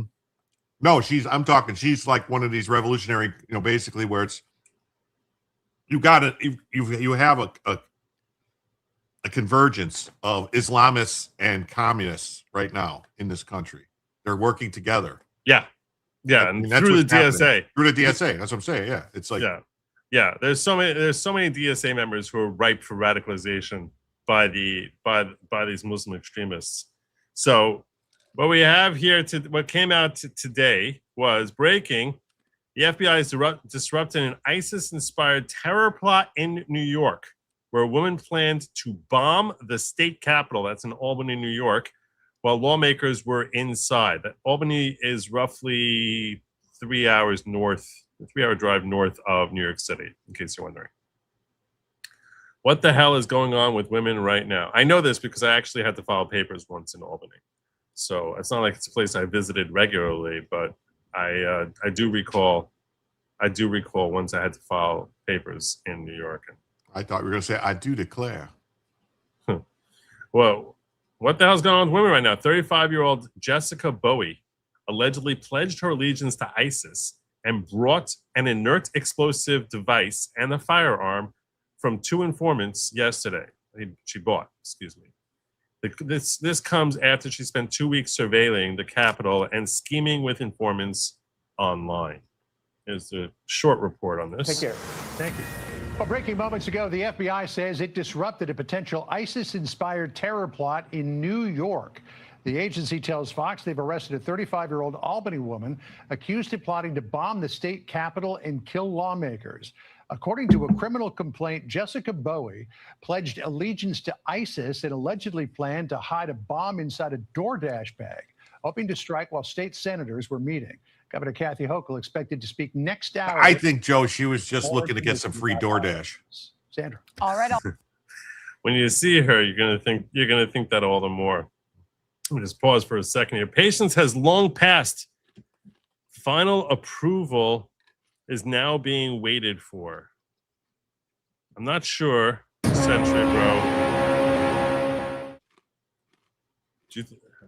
Final approval is now being waited for. Do you have any? Can you help me out with that? I think it was supposed to be final approval is not being waited for. Oh, I think he's saying patience on these convictions. Right. Yeah. It's unbelievable that we can't get anything done. Can't get nothing. Nothing can happen. Todd. Let's get more of an update on this story here from Greg Tremoroli, the Albany FBI special agent in charge of this investigation. As we stand here today, we're just weeks away from commemorating the 25th anniversary of the attacks on 9/11.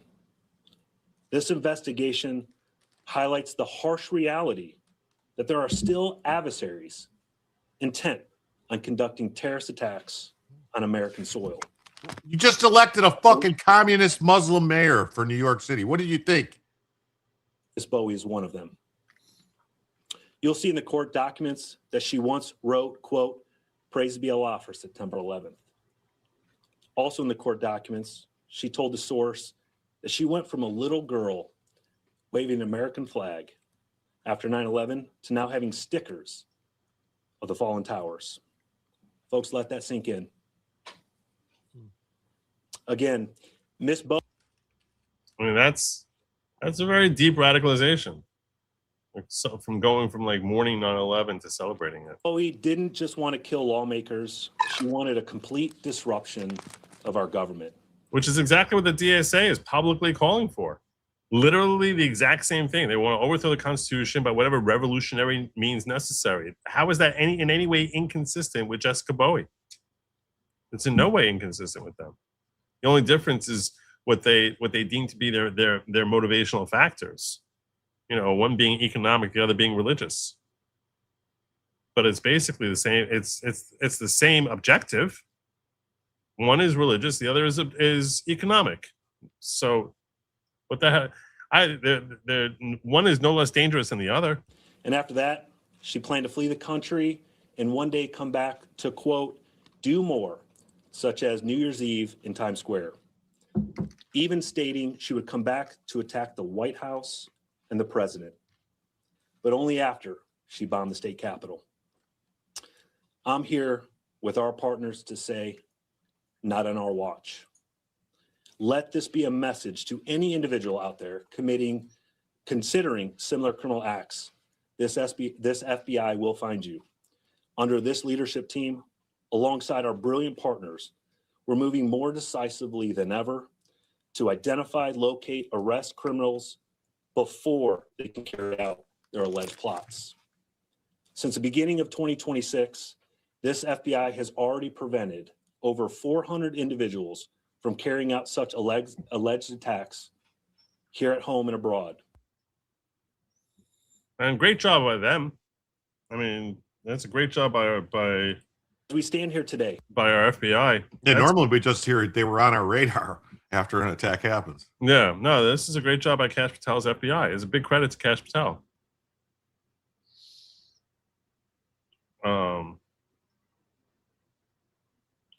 Yeah, she wanted to go after President Trump and the whatchamacallits as well if she was successful here.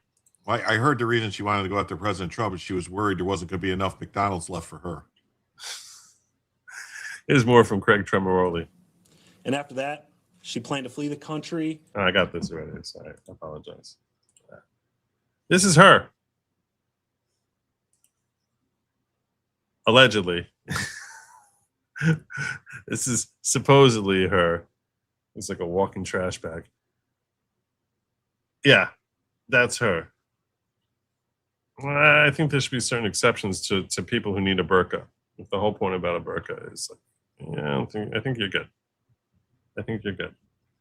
Yeah, so that's her. That's her. Obviously taking a selfie.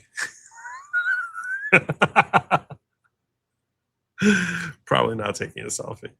I guess this is supposed to be her surveilling, right? That's what she's doing with the camera. I doubt she's taking a selfie. She's very nondescript. Nobody would notice her. She probably no, very covert. Very covert. When you see pictures of her, actually, you're not really that concerned that she's like the brains of the operation. She's almost certainly not. But let's get more. The FBI arrested a woman plotting to detonate a bomb in New York's Capitol. Jessica Bowie. This is She fully converted to Islam, was seen fully covered. A group of radical Islamic thugs planted bombs outside Gracie Mansion as an attack on a Christian activist outside just 6 months ago.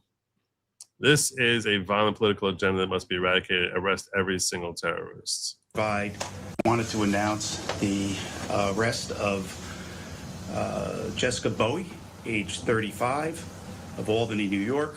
She's charged with one count of 18 U.S.C.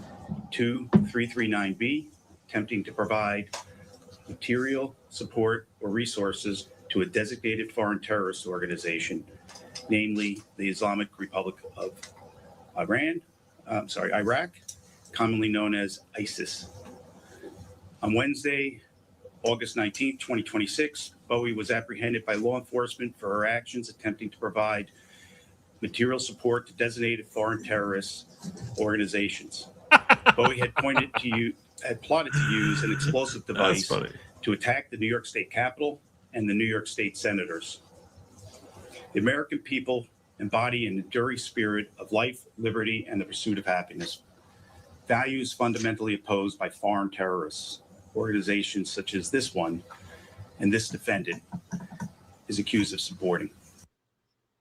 I did read something that they said they weren't sure where she was from exactly, that they think she's a U.S. citizen, but they wanted to announce. Well, she looks like it. She looks, you know. I'm just saying, they said they don't know, like, because that they're not sure exactly where she's from, like where she grew up, where she's from. Well, I'm going to get you all pictures. I know you all want to see what she actually looks like. So I'm going to I'll share with you all what the news is reporting is an image of what she looks like. Originally, a guy told me that she was from Wales. And he said, no, wait, I'm sorry. She is a whale. 7, we're back with the breaking news we've been following all afternoon. A woman from Albany accused of plotting to bomb the New York State Capitol in Albany in support of ISIS. Federal agents say the FBI stopped the alleged attack before it could be carried out. News Channel 13 reporter Zach Richter joins us live outside the state capitol this afternoon. Zach, what are you learning? Mark and Sabrina, well, local law enforcement here was able to track down the 35-year-old woman from Albany. I assume that's her mugshot, right? That's got to be her mugshot, right? Maybe. Why did they wait? I thought they couldn't make him take the burqa off for a mugshot. Yeah, have to be able to make him take the burqa off. I don't know. There's a whole thing about that. They can't do it. They have to have they get their. Right. Oh yeah, when they get their photo ID picture, for like driver's license and stuff, they have the burqa on. Oh yeah. This head looks like it's been under a burqa for quite some time in the summer, quite some time. I mean, look, it also could be your typical DSA member. So, this is, but yeah, she definitely, hey, you gotta wonder how it is that a woman of this magnitude, is able to maintain that when you can't eat McDonald's if you're a devout Muslim, can you? I don't think devout Muslims can eat there. They don't eat bacon. I wonder if Muslims eat at McDonald's, because she looks like she's had her share. What are you learning? Mark and Sabrina, well, local law enforcement here was able to track down the 35-year-old woman from Albany and arrest her before she could carry out her plot here to allegedly bomb the state capitol. Here's a look at her. It's 35-year-old Jessica Bowie. Here's a look at her. Just look at her. She'd do anything for love, but she won't do that. Here's a look at her. Bowie from Albany. She's accused of plotting an ISIS-inspired terror plot to kill New York State senators at the New York State Capitol. Bowie was taken into custody on Sherman Avenue in Albany yesterday and was arraigned this afternoon. I'm not sure if her name is Bowie or Bowie, the way this guy keeps pronouncing it. Maybe he's just like, thinking woof woof when he's saying Bowie, but most people pronounce B-O-W-I as Bowie. At the U.S. Federal Courthouse in Albany. Images from the Department of Justice show Bowie at a local store buying materials to create a... I'm just saying, it does. You can't tell me that. It looks like it's under a burqa for a while. Like, you can see the sweat and the disgusting grease in the hair. Yeah, it really could have been her. It could be any DSA member. Bomb. Investigators say she converted to Islam recently and become much more radical in the past 5 months, even at one point collecting stickers of the fallen Twin Towers, appearing to praise the 9/11 attacks.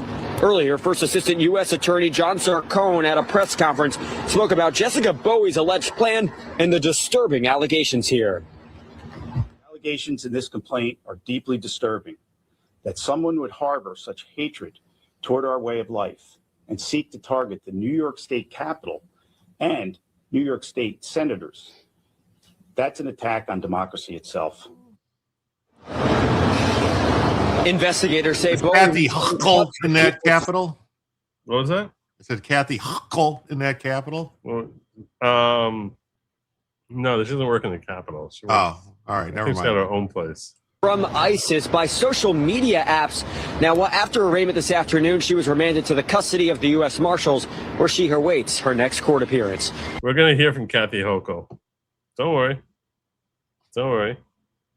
I wouldn't deprive you of hearing from one. So many good jokes in the chat. I just got to steal more of them. She's a huge fan of The View. Yeah, she's The View's biggest fan. You guys are rough. You guys are rough. Oh my gosh. Yeah. Well, speaking of Kathy Hochul, here was her post on X about this. Today, the U.S. Department of Justice and FBI announced the arrest of an individual who allegedly plotted an attack on the New York State Capitol. I'm grateful to the FBI for leading this investigation and to the New York State Police for their work to apprehend this dangerous individual.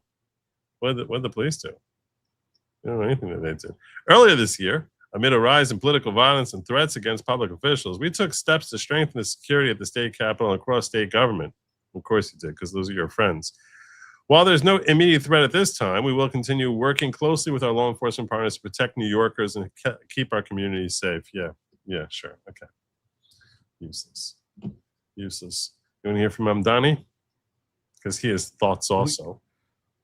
Well, doesn't he celebrate the 9/11 attacks too? I mean, was he torn? He's like, I don't know. I kind of agree. He's like, she's got the cool stickers. I gave those stickers away for campaign, This is Mayor Mamdani. The alleged ISIS-inspired plot to attack the New York State Capitol and kill elected officials and others is deeply alarming. I'm grateful to our federal and state law enforcement authorities for their vigilance and work to keep New Yorkers safe. No place for terrorism or political violence in our city, our state, or anywhere in our country. I'm relieved that Governor Hochul, state lawmaker, and Capitol staff are safe, and I'm grateful to the law enforcement officers who work every day to protect them and all those they serve. So,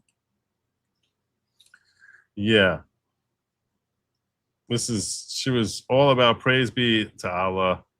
She bought nails, poisonous infidels. I'm not sure if we saw everything in this. Have an effect.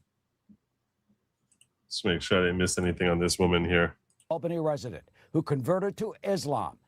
They say she started her plot last month and was taking steps to carry out the major attack. During the investigation, she communicated with others on social media, including celebrating 9/11. And between last July 21st and August 9th, they say she was seen walking around the building at least 5 times and taking pictures and going inside. Here are court papers that say she wrote and met with confidential sources saying, quote, I want to destroy as much of the building as possible and kill the senators while they are meeting. I want it to have an effect on the American system. Try to get a good enough explosive, she said to one person. That's when she was probably when she was talking to them. They're probably revealing with us now what she said to the informants when she was trying to purchase the IED. I'd like to know how she was going to poison them. I mean, if she's just talking about she's going to make them sick when she takes off her burqa. I like I said, I think she's probably borderline retarded. But they usually find these people. That's the thing. That's the thing that upsets me is because a lot of times that's what it is. They'll find some. I mean, and I'm not a big Muslim defender or anything like that, but they'll find some standard Pakistani level Muslim with a 70 IQ, and they'll basically here we want you to, and basically send them off with a fake bomb and go, we stopped the crime. And it's like, well, that guy was just eating paint chips at Right. Yeah. So the bomb shop. Because when you look at that woman, I mean, she doesn't look like. I mean, come on. I don't think anyone's picturing that she's like class valedictorian, right? I mean, she just didn't give that off. Kill the senators. This is the Capitol. This is destroying like huge enemies of God. These are some of the biggest American politicians. On August 5th, prosecutors say that she bought items to build a bomb at Home Depot, that she bought, among the things, nails, and she planned to put the bomb in a DoorDash bag so it would explode in the Capitol. She was arrested yesterday, and officials say she told them she's going to prison for the rest of her life. The complaint also says that Bowie wanted to plan more attacks if she got away with this one, citing New Year's Eve in Manhattan Times Square. And when a confidential source asked her why she picked New York State's Capitol building, she said ideally she would have liked to pick the White House with the president, but she said, quote, "That's an even harder job." Martha? Like, I got to get to D.C. then. I was just do that.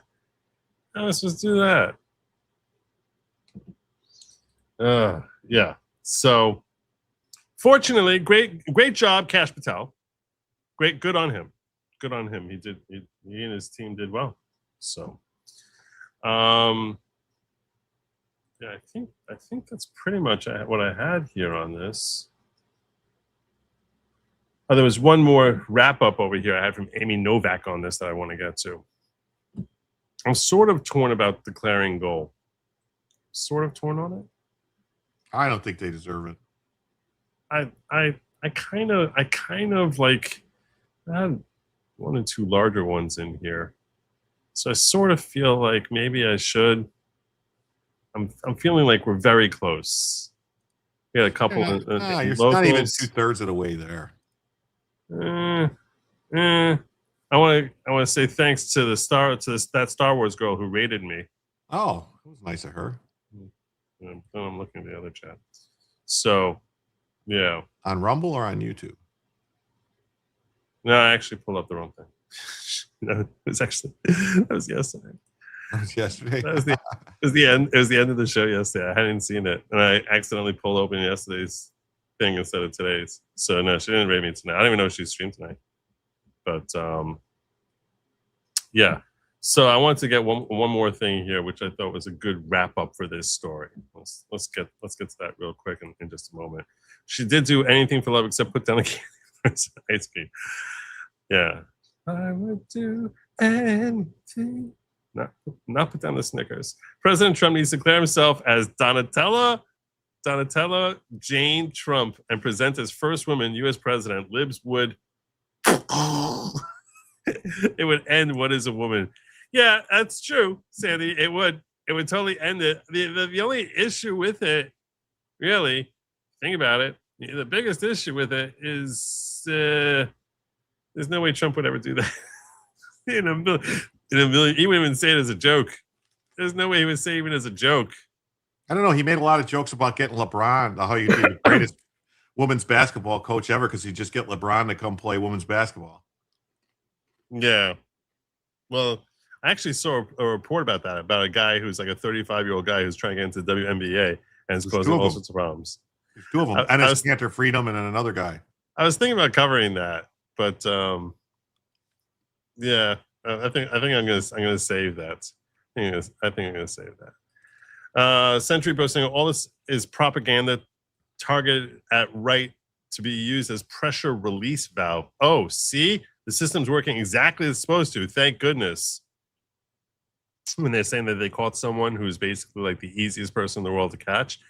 Yeah, that's what this sort of feels like. It sort of feels a little bit like this wasn't like, the great mastermind who they thwarted. This is not some Moriarty, some Muslim Moriarty. Whenever they arrest somebody, Joe, that they gave them the inert explosive and an inert gun, I'm like, yeah, this person really wasn't doing anything. You kind of, come on. Well, I want them to kick down a door. And would have. That's a thought. But yeah, and look, it's good on them. But yeah, it shouldn't inspire us with confidence that they're stopping everything. You know, I'm saying when they raid a place and they find, a bunch of, bombs and explosives or stuff like that, or weapons and all this cash and, all this stuff, then I'm like, okay, you actually did something. When it's like, we gave the person the inert explosive to go plan, and it's like, okay. Yeah. I just go, is this another Fednapping hoax like what happened in Michigan? Brian Oldenkamp coming on in here with 20 new members of the following. God bless you, Brian. Thank you so much, my brother. I very much appreciate the support, my friend. So who did he bring on in here to the following? Following 20 people brought into the following, courtesy of Brian Oldenkamp. When you hear your name called, it would be appropriate for you to express your gratitude to Brian for bringing you into a gathering of like-minded individuals who are seeking greater personal growth through community, unity, learning, and thinking. This is a good moment, by the way, for me to remind you all to please make sure you hit like and subscribe and drop a comment. I don't do this often enough. You guys got to drop comments. Yesterday after the show, I had this whole conversation with Sin, and he's like, you really don't do the call to action nearly enough, Joe. I want to see that more from you. And I was like, yeah, you're probably right. I probably should do that more. So he's like, how many comments do you get on your videos? And I was like, I don't know, like a dozen. He's like, that's insane. That's insane. It's true. So I need to like basically be like, no, we need comments for the freaking algorithm. That's what it's for. Comments do help a lot with the YouTube algorithm. They really do. That's what it's for. The comments. That's the comment. I don't think I if I go back and I look through my history as to like the comments that I had, like I think the most I've ever had is like 200 comments, and most folks get that like every show. Most folks in my sphere, and yeah, I just doesn't. I don't know. I sort of took it as a compliment for a while. That I was like, well, I guess everyone agreed with me. So like, yeah, Joe's right. So what are you gonna say when you agree with someone all the time? There's not much left to say after that. You're just sort of left with like, cool, yeah, I'll be back tomorrow. So they come back, usually come back. So, but yeah, it doesn't help the algorithm when you see that. Anyway, the following 20 people brought into the following, courtesy of Brian Oldenkamp. That would include, where'd you go? That would include Crominion 6045, Eric with a K. Oh man, I missed Eric with a K. He was here all night tonight. I saw him, but he's been here for a long time. He tricked me by changing his logo. He tricked me. Do that. Yeah, he tricked me. Bob Gable is obviously a Star Trek Spock fan. Duchess X7D, Big Bird Bow Girl, Encope Dog. Welcome to the following: Pink Husky, Mr. Funny Bunny, Jassier. I think it's Jassier. LB2375, Tiffany 7139, Lord of Illusion, Cup of Soothe, Big Zebra Com. All right. JDG, Johnny X, Fraz BGY, Mary Arnold, Cinderella, and Jason Sorensen. Welcome to the following. Please be aware that the following is not at all a cult type of cult. Just gathering like-minded individuals seeking greater personal growth. So thank you again, Brian. Much obliged to you, my brother. And Richard Parker coming on in here also trying to help us push towards that goal, but I'm going to call it right now. I mean, with what Brian did there, I'm just going to say, go!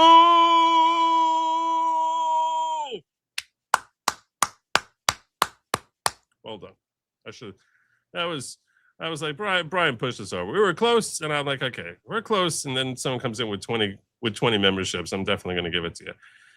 Exile says, Dear Joe, there seems to be some buzz in the chat about military tribunal authority being convened for reals. With respect to whom? I don't know. I do count it as goal. I count it as goal. The chat was fired tonight. It was good. So there you go. Amy, so I want to just, before I close out on this story here with respect to Jessica Bowie, whatever. The real story you'll never hear. A 35-year-old white woman from Albany just spent a month planning to nail bomb New York State Capitol, murder as many senators as possible, and flee to Syria for ISIS. Jessica Bowie converted 5 years ago, took the name Aisha Saif, and by summer 2026 was already praising 9/11 pledging Bayan audio to the ISIS Caliph and telling strangers online she wanted to poison infidels. Then she went operational. This is the exact pattern I've tracked for years across Europe. Ordinary white women convert, absorb the ideology, and end up trying to carry out Islam's wishes against their own countries. The other pattern I've seen is Middle Eastern Islamic men grooming these women, romancing them, giving them the attention they crave, and using them to carry out their group's wishes. Take notice how the FBI affidavit never names who introduced her to Islam. Was she recruited and groomed, or was she simply making the prophet proud and acting in accordance with the commands of Islam? I definitely think that this is right.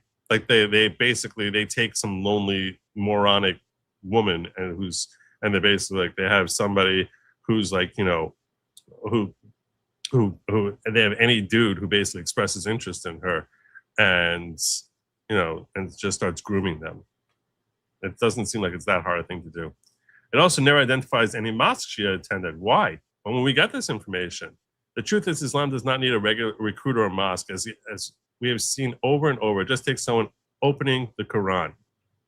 She might have simply opened the book, absorbed the commands to wage war on Kufar, to make Allah's law supreme, and to show the mercy to those who reject it. And she immediately started planning to nail bomb and massacre New York State Capitol. I don't believe that for a second. Let's listen to Aisha in her own words. Praise be to Allah for September 11th. When I can migrate, I will poison these infidels. Blowing Kafir's brains out is beautiful. I want to destroy as much of the building as possible and kill the senators while they're meeting, destroy some of the tagut. I want something that's going to do the job. I don't want to take this kind of risk and then have it kill, what, 2 or 3 people? What good is that? Ideally, it would be the White House president, but that's like an even harder job. So that's kind of where my mind is at. Like, it's the biggest political building that I know of around this area. The Kufar need to know that we'll be coming for them. Kufar are the blasphemers. Not blasphemers. What's the word? Infidels? Yeah, I mean, I guess so. Non-believers? Non-believers, yeah. The ones who basically who deny Islam. I believe I can fly. I believe I can touch the sky. And will make God's law supreme. She conducted repeated reconnaissance on the Capitol, photographed it from every angle, circled the target, planned to plant the device in a DoorDash bag so she looked like a delivery. So she looked like a delivery driver. She looked like a pretty Maybe it was just a hot driver. dog cart right there that she liked a lot. She brought the nails, tape, battery, and acetone herself. Named the attack Operation Give Tagut the boot. She asked for a concealed handgun so she could shoot cops if they closed in. She said if her roommate found the bomb, she would cut her. She hoped to kill at least half of the 200 people inside. She told undercover she would rather die than go to prison. From a little girl waving an American flag after 9/11 to stickers in the fall of the falling towers and nail bomb for the state legislature. That ideology does not rest. Watch as where Islam grows, people die, or in this case, try. Watch Kara sprint to the courthouse the second her booking photo drops, screaming religious discrimination because the FBI made a would-be Capitol bomber remove her burqa for the mugshot. Yeah, you see? Yeah, they won't because as far as they're concerned, she's not a real Muslim. Yes, that's the thing also. That's the thing.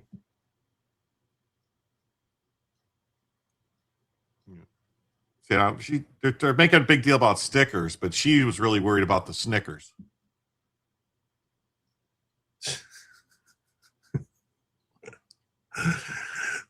That's good. That one I liked. What you do is start reading the 2 best comments from the last video or comment with the most thumbs up. So $5 chat goal does work. Does it? But does it? Does it? But does it? Does it really? I don't know. But does it? I don't think so. I'm not sure. I mean, I know we reached the goal. I will try this You're again. too nice, though. I wouldn't have gave it to him. You wouldn't have. No, I've stopped being nice to the chat. No more. You have to treat them, you know. I do like his idea here of reading comments. I'll try this out. Well, you know, he's on fire. He's hot. You know, with his suggestions, his ideas. Yes. So let's see what. Let me see if I can find the best comment from last night. We'll try to see if I can find the best 2 comments from last night. Last night there's 18 comments. All right. So last night's comments. I do like the idea of reading out the good comments because I think that inspires people that, hey, maybe I'll get read tomorrow. So I happen to think that this might be a very good idea. Let's try this out, because I want to inspire people to comment, leave good comments, and then I'll call attention to you and show praise and love for you, because I appreciate it. That's right. Nobody's Come on, here. Joe, it's a goal. Pull up Nobody's Here's comments.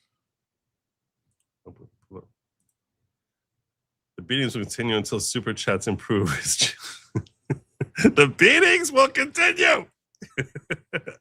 The beatings will continue. All right.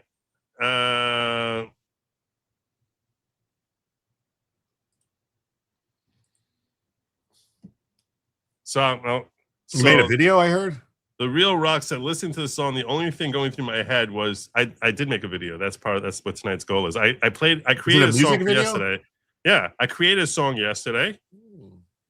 And today I spent all day working on the video for this song. It's a pretty funny song. So today I was working on the video for the song, which it's a 6-minute song, and I've done 5 minutes and 20 seconds of video for it so far. So I still have another minute of video to cover. I'm going to try and finish it tonight and upload it tomorrow. So the Real Rock wrote yesterday, listening to this song, the only thing going through my head was the phrase peacefully and patriotically, and Sin is going to have to fight off Alex Stein to get AOC's affections. That's pretty funny. Yeah, Sin yesterday admitted that he has a thing for AOC. What else? I'm trying to see which one's got like the most thumbs up. Well, that's kind of, believable. Sin is what you would call an ogre, and AOC is a donkey. So, that whole Shrek thing. I see what you're doing there.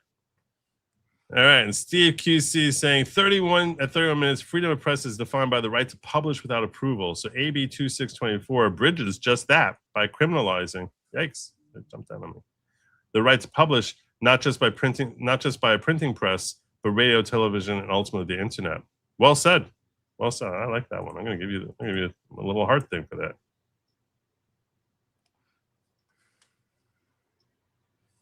All right. So there we go. There we go. We'll see what comments we got tonight, and I'll share that in my next show. I'm sure your most commented thing will be, why was Jim eating? Oh, was Jim eating the chips? Well, no, it was pretzels. Pretzels. Not chips. Pretzels. And I will tell you this. Sourdough pretzels. Sourdough pretzels. Are you a sourdough bread kind of guy? I like sourdough bread. I don't like it all the time, but I can, It's become like a big thing in the Jewish community, sourdough bread, over the last 2 years. Sourdough rye is really good. I'm not a fan of sourdough bread. Not really a big fan. I think this is just, I think it's just in vogue for people to say they like it. So you got hipster Jews that eat sourdough bread now? Pretty much, yeah. What's next? My community, wear hats and get long hair? Wait a minute. So for the last couple of decades, so I'll share with you as far as like culturally, like what was in vogue throughout my life with respect to women making bread. When I was a little kid, everything was just bakery bought bread. I mean, back in the old days, so everyone would all women would make their own bread. When I got older, like in my teens, so as I was a little kid, everything was bakery. Whatever you got in the bakery, that's what you got. As I got older, so we started baking our own challah. Challah is like the bread that we eat on Shabbos. So so my mother, but they would be like prepackaged type of like, let it rise and then throw in the oven type of thing. Around the time I got married, so now you're talking, so that was in the 80s. In the 90s, women got back into making their own challah. So my wife has made her own challah for a long time. Her challah is amazing. It's like. Did she put chocolate on it or no? No. You ever see those with the chocolate? I have seen those. That can be good. Well, it's not chocolate. It's Nutella, I think, is what they use. Or maybe. Yeah. She on Shavuos, which is one of our holidays where we eat dairy, so she'll make like a cheese challah thing. But so she does an amazing job with it. Over the last couple of years, it's become a thing in my community for women to make sourdough challah specifically. And I gotta tell you, it's not that good. I mean, people are like, wow, like the best sourdough is not as good as like a regular challah, which is like a nice, warm, hot. It's just not. It doesn't. The flavor is just sort of like bitter. I'm like, I don't even know why I'm eating this. I don't know, but I can't get away from it. I can't get away from it. Anyway, last comment I'll read here. People like to do the sourdough is because you have to save a piece of the dough and you got to keep using the same thing to start. The starter dough. The starter dough. Keep going, and it's like a thing where it's like it becomes like a ritual type of thing where it's something like, oh, you got to save this, you got to have it, you got to do it, you got to keep it going, keep it alive. Which I don't know. I just like to buy it and eat it. I don't like to make it. Yeah. So Stephanie said, funny song, Joe. A video would be awesome for all the songs you have. And I started working on a video for yesterday's song, and we hit our goal. So I'm going to share with you all the video where I'm at so far, which, as I said, is 5 out of 6 minutes I've gotten covered. But in order for me to do this best, I'm going to have to extract it. And let me just do that real quick. I'll take like a minute for this to export. So this way I'll be able to share the full thing. Export. So it'll take a minute here for this to actually encode and download. How have things been with you? It's been all right. I was sick last week. I think I had that whatever that the lettuce disease, but it wasn't lettuce. I think it was from I had Mexican food and I had salsa on my tacos and I got violently ill. I was the only one to put the salsa on it, and it was from the jalapenos, I think. I mean, like, it was bad for like 2 days. Like every 5 minutes I'm running to the bathroom. It was bad. It was brutal. Yeah. Apparently my computer does not like me doing this at the same time as I'm streaming, because I feel like I'm seeing glitching. I don't know if everyone else is seeing that, but I don't see any glitching at all. You didn't see glitching? Yeah, it's just probably on your, it's probably just on your, whatever. On my display end. Your display end. It's your graphics card. It's not StreamYard. You know what I mean? Right. So but you're saying it's still sharing me out. I see you're fine. It hasn't glitched once. All right. Well, it's been exported, so let me pull this open for you all, and we'll see what. I haven't edited. I usually would edit the video afterwards, but I was trying to like self-edit as I was doing this. I don't expect there to be that much. I don't expect there to be that much. I want to make work on the video portion of this. So, isn't challah bread supposed to be sweet though? It is. That's what I'm saying. So sourdough wouldn't go good. It doesn't have to be, but yeah. So, all right, here we go. You ready? This is a song that I had concerns that people would be frustrated over the Save America Act and want to take things out on John Thune.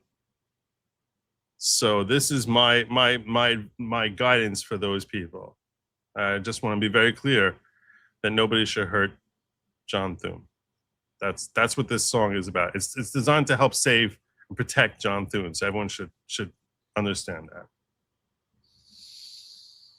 I want to make one thing perfectly clear. I do not want anybody to hurt Senator John Thune. Nobody.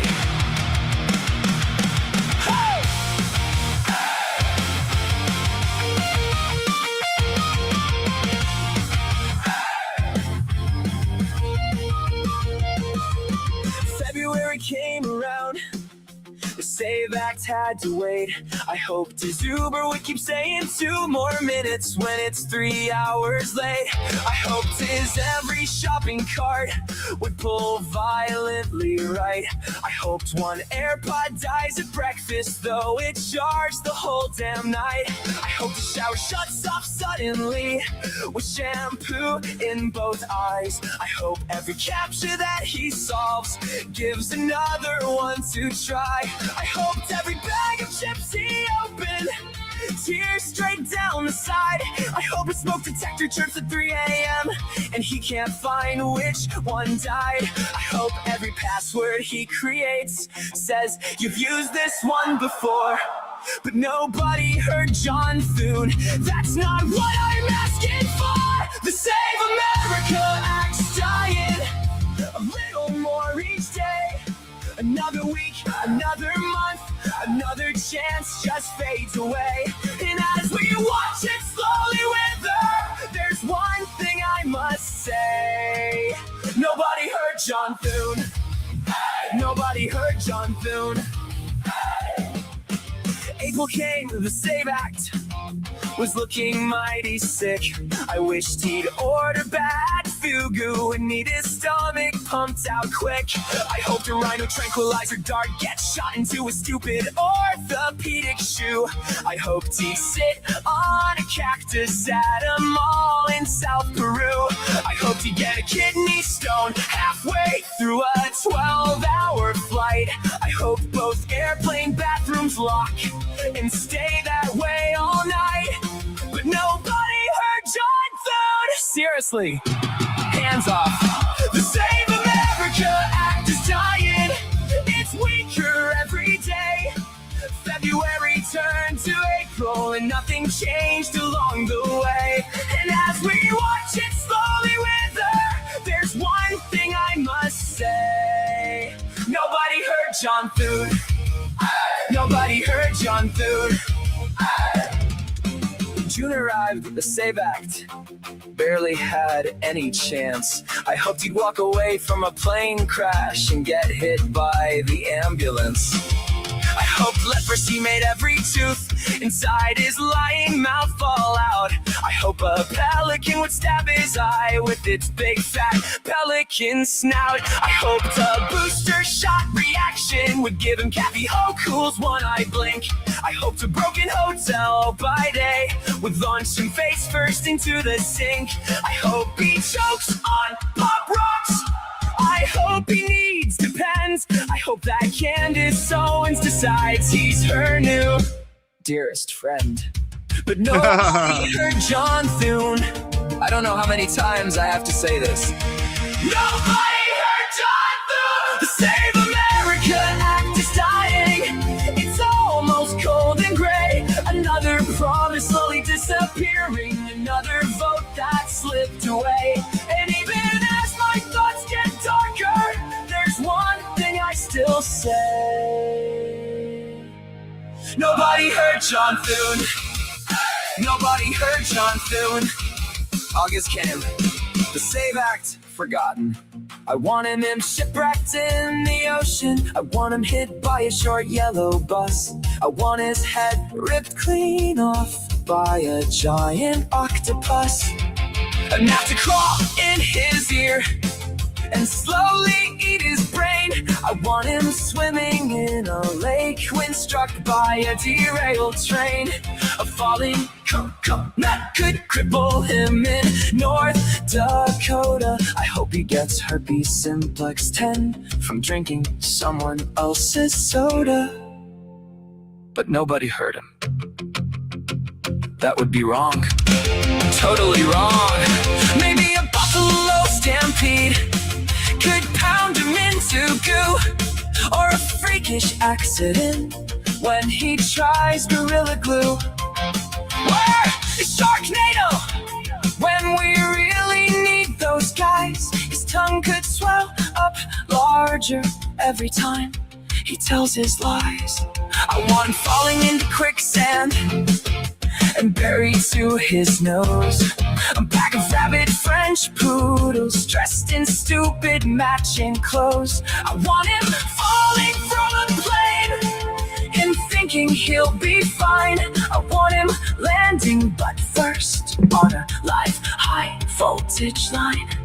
There are so many ways John Thune could wind up dead. A malfunctioning MRI could launch a bedpan at his head. The Save America Act is nearly dead now. We've watched it fade away.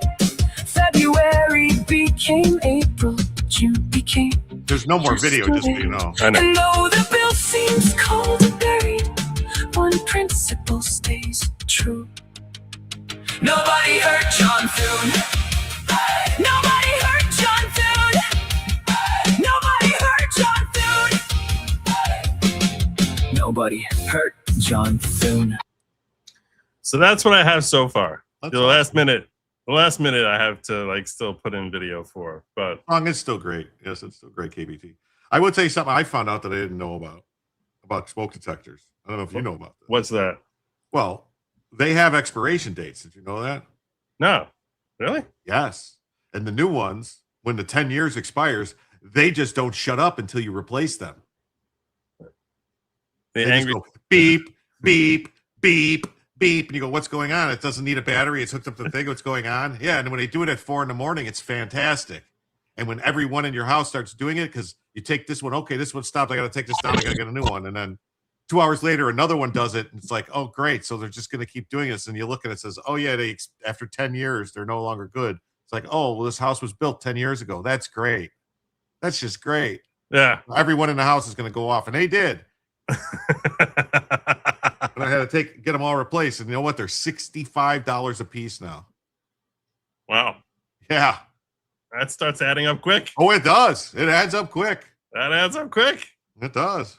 Yeah. So I think the video is coming along well. I'm very pleased with the what I realized is some of the parts, like I was like, it's a little gross to show an ear, a gnat crawling into his ear, eating his brain. Like, even though it's funny and even though it's cartoon, it would end up looking gross. And some of the more violent stuff, Grok was really fighting me on. Like, it was just like, no, I'm not showing that. Like, even a cartoon guy, I'm not showing you that. So, but yeah, I do expect hopefully to have this done tomorrow and to drop it on my channel, so you guys all got a preview of, like, you know, the first 85% of this thing being done. But yeah, I hope you all enjoyed it. If you did or you didn't, you think you can give me some improvements as to before I post it, I'm willing to take any suggestions, which will take me less than 5 minutes to implement, and not along appreciatively to anything that's going to take me longer than that to implement. You know, something that I can get done in 15 minutes or less. If it's a good suggestion, I'll probably implement it. So yeah, but some of it was not from the non-bug side of the head. Yeah, but then you're not going to see the brain. That's why I have a still picture of like a bug by a guy's. It's kind of mixed messaging, though. You keep saying you don't want nobody to hurt John Thune, but I don't want anyone to hurt John Thune. Just fantasizing about all the ways he's going to die. Natural causes, like that's all the ways that God could take him. Oh, right. That's basically okay. What All right. Okay, I can see. Like, I really want God to take him, but I definitely do not want anyone to harm John Thune. So, like, there's nothing wrong with that. I could be like, look, I really want terrible things to happen to this person. I just don't want it to be visited upon him by humans. What if it was God's will that somebody harmed John? You see, now you're touching on an interesting philosophical point. Wow. That's what I'm here for. No, I appreciate that. You're touching on an interesting philosophical point. Like, you know, like if someone dies, is that outside of God's plan? Right, and so, like, how could that be outside God's plan? If God's all-knowing, omniscient. God's all-knowing, and He plans everything. Everything was a God's plan. Right. But right. Then He did give us free will. So he gives us free will. What I kind of feel, a lot of people talk about how God, like, rewards and punishes measure for measure. You know, like we see that example biblically, right? That the Egyptians, when they enslaved the Jews, that they drowned all the baby boys.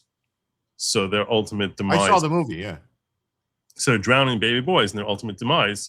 And then, yeah, if you actually read Moses got put in the thing and got sent. If you actually read Torah, it was a plan that they're like, if we do this, since we recognize that there's this concept of there being measure for measure in the world, and there was this promise from God that He's never going to flood the world, that they actually felt like they outsmarted God, that God wouldn't be able to punish them because He can only punish measure for measure. We're harming them with water, so he promised He's never going to drown the world. So his hands are tied, and they basically miss the fact, A, that it doesn't have to be on the entire world, and B, what He promised is that He wasn't going to have water come onto them. That's different from them plotting poorly and finding themselves drowning themselves. See what I'm saying? Kind of did when He made them get drowned in the Red Sea. But they chose to go. They basically decided to walk through the sea and assume that the water is going to stay frozen. that was a poor plan on their part. I mean, the water is there. The water is there 99% of the time. You're basically expecting it's going to stay in like, you know, these different lanes for you. That's pretty poor plotting in your part. Do you like the 10 Commandments with Charlton Heston? Oh, it's terrible. You don't like the movie? Oh, it's terrible. Okay. It's. Well, I mean, it's not. But it's funny to watch, though. Oh yeah. The whole Moses. Where's your Moses now? Yeah, it's great. I mean, it's like it cracks me up. Yeah, that was what's that guy's name? G something. Someone in the chat's gonna know. Yeah, but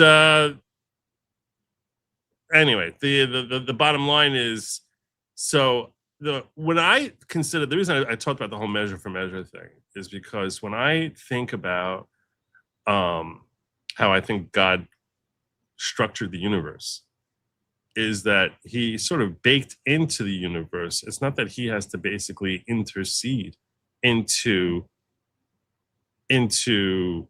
bringing reward or punishment measure for measure, but he baked into the universe that's how it just naturally will flow without any necessity for him to intercede. And you can almost see it, like people who are like always miserable and give off misery, people are miserable around them. So it's like, if you're a happy person, you're all the time, there's happiness around you. It's not like people are happy all the time. That comes from a decision. You're going to be happy.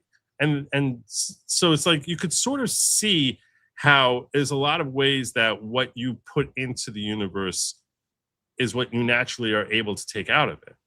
So in that regard, and I'm not saying that from our perspectives, it's always apparent in that we hope for our efforts to manifest in a particular specific way, and it often will not manifest in that specific way, but it'll manifest in other ways.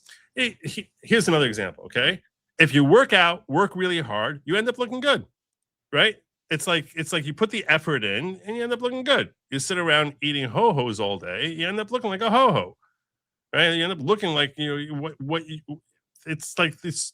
You could see how God is almost symbolically telling you that what you put in is what you're going to get out. If you don't put the effort in, you're not going to be happy with the results when you look back on it later on. So I don't know. Anyway, so when you asked me this question, what? Did you hear Lisa Murkowski wants James O'Keefe arrested? Oh, for the whole Alaska, the exposed Alaska? Yeah. If he didn't break any laws, I don't see how she can get him arrested. Yeah. What he did was, in case you're wondering, it's a story I almost covered. What he did was that he had gone to Minnesota and showed how anyone can go in there and basically sign up to vote, and you can vouch for someone. So he did that in Minnesota. So he repeated a similar thing in Alaska. It's basically to show that they're not asking for ID. Very odd too that her brother is still registered. Edward G. Robinson, that was it. Edward, I knew there was a G in there, like a specific G. I thought it was Edward James Olmos. No, it was Edward G. Robinson. No. So, her brother has been living in Texas for 20 years and yet somehow is still registered to vote in Alaska. That's very odd, isn't it? Very strange. Is what? Her brother is been living in Texas for 20 years. Whose brother? Lisa Murkowski. That's what the whole thing's about. Her brother that he went to and said, "Oh, this is my name," or whatever, Murkowski. And they, I didn't see what he did. I just saw. Oh, he went in and he said he was her brother. And he said he was Lisa Murkowski's brother? Yeah, and they went to give him the ballot, and then he said, "No, I'm not. I just wanted to see." And he goes, "You know, he lives in Texas, right?" He's like, "He's been in Texas for 20 years. Why is he still registered to vote in Alaska?" I'm like, well, somebody needs to check. Has he been voting in Alaska? Who's been voting for him? What is going on? So he embarrassed her.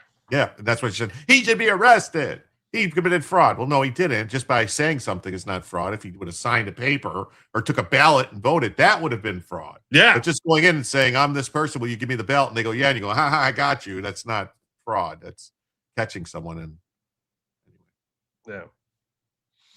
Well, and I'll tell you, I want to just respond to this also, like the 3,000 kill New York City on October 11, 2001. Do a funny AI video on that.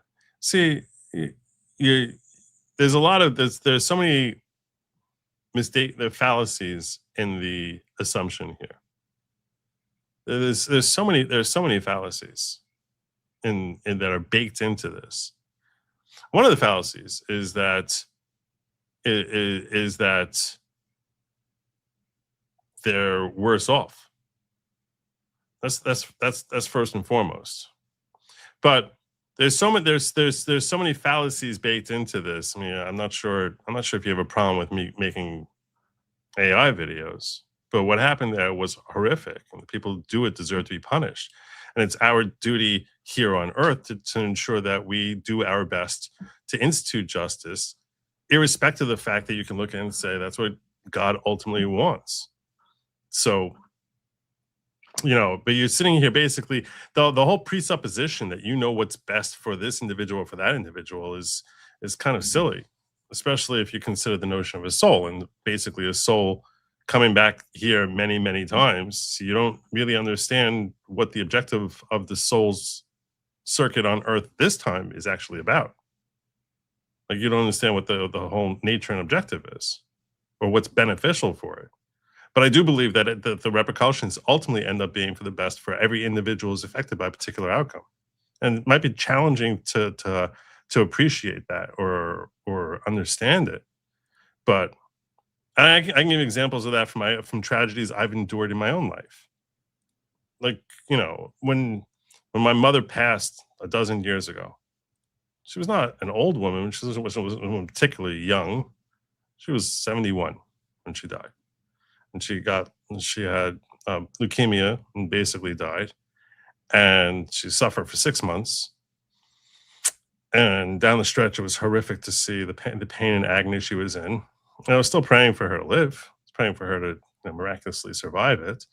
And when she passed, I know that it was incredibly painful.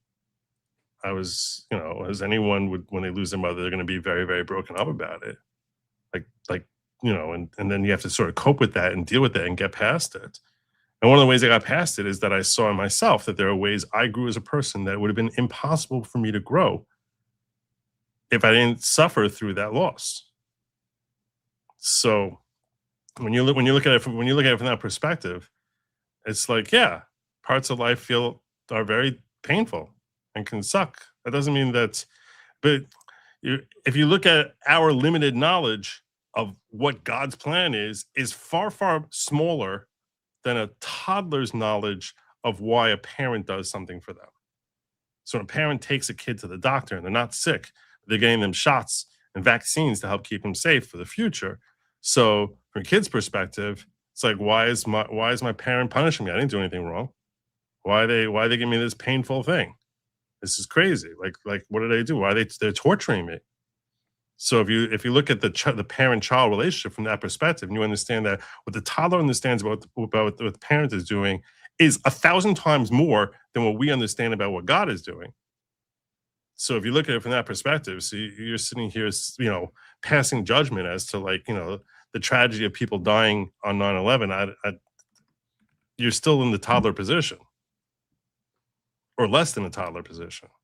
As am I. I'm not saying you individually. I'm saying we humans are in that toddler position. So how are you sitting there passing judgment as to, like, what's best for the victims or their families or all of us who were affected by that particular tragedy? And that particular tragedy is no different from any other of countless tragedies that we've seen. But did you hear the New York Times lost their first defamation suit in 50 years? Did they really? Yeah, you want the story? I didn't. That's not. I put something out. That was something else in the chat, in the studio chat. That was something funny from CNN. I just put it in there. That they lost their first defamation suit in 50 years. Mm-hmm. So former Alabama. You give me a Fox thing. You want a different one? Okay, I'll get you a different link. I want everyone to appreciate what happens here. Okay, Fox sucks. It does. You want New York Times link? I want you all to appreciate, just like, so Jim shared a story with me, and I was like, all right, I wasn't even planning on covering this, but we were having a whole philosophical talk, but I'm okay with veering off in this direction.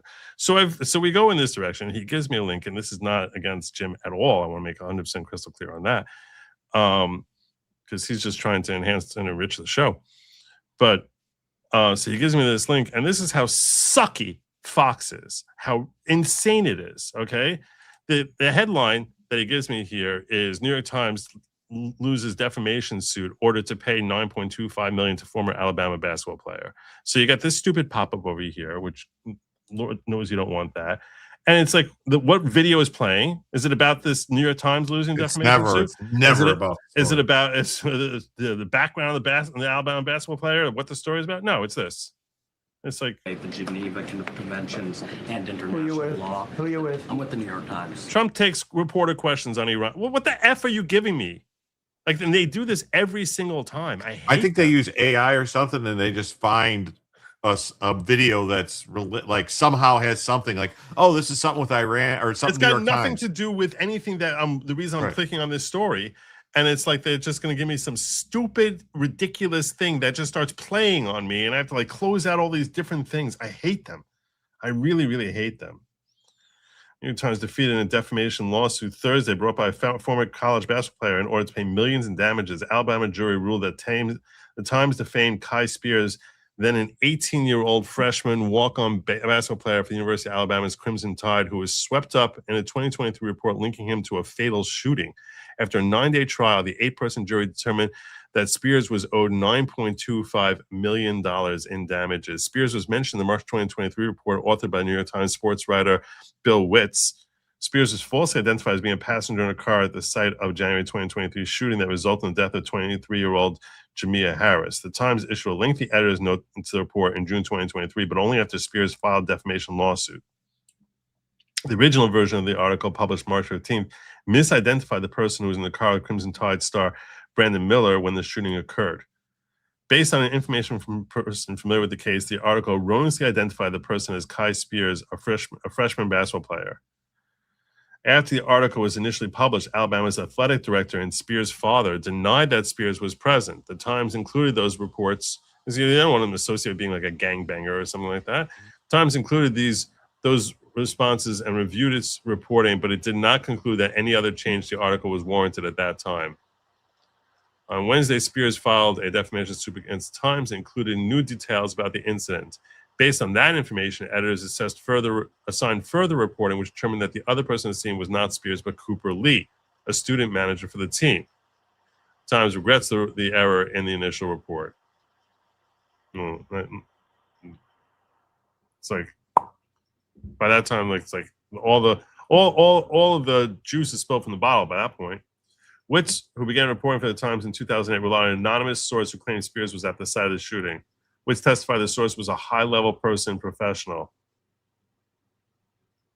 I think the way I looked at it, source A, by their job title and by virtue of their access to the transcript, videos, and impound photos, was somebody who knew a lot about this case.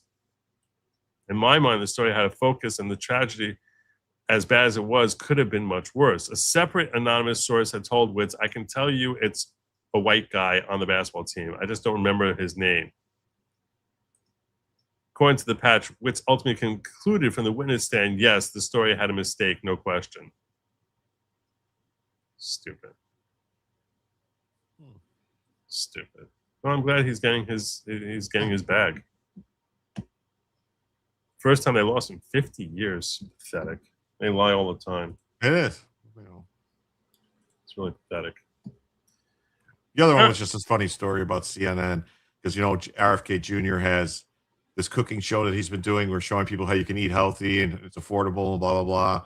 It's like a RFK Jr. cooking show. So CNN goes, he's lying. The food is not that cheap. It costs this much to actually make that meal. And what they did was they used the price for the entire, someone said use a teaspoon of this avocado mayo, they listed the price for the whole bottle of mayo instead of the scoop, what it would be, which is not how you figure out a portion. Like if they say like, this is how much the salmon would cost to feed for, right. You don't care. You don't go, well, okay, well, the steak, one fillet.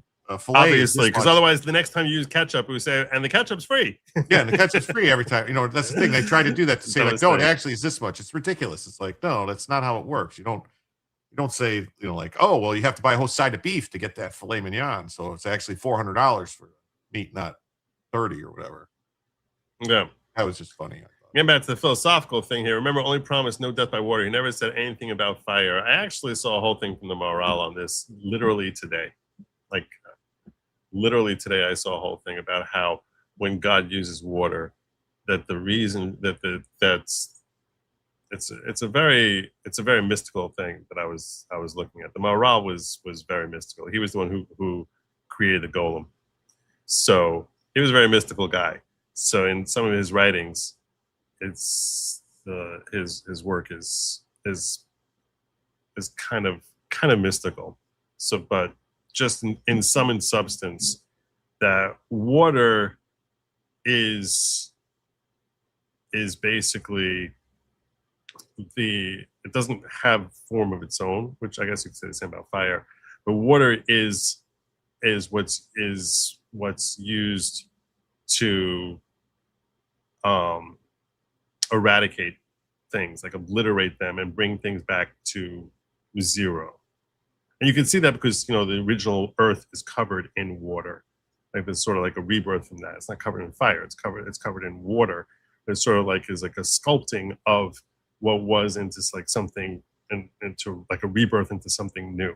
So eradicating that, and that actually was part of the philosophy of the Egyptians in trying to use water to eradicate Jews, was that it sort of would be like changing the overall nature of Jews as being one who worship God, you know, a monotheistic perspective on God rather than their polytheism, so that they were looking at it as a way of eradicating the nature of Jews themselves.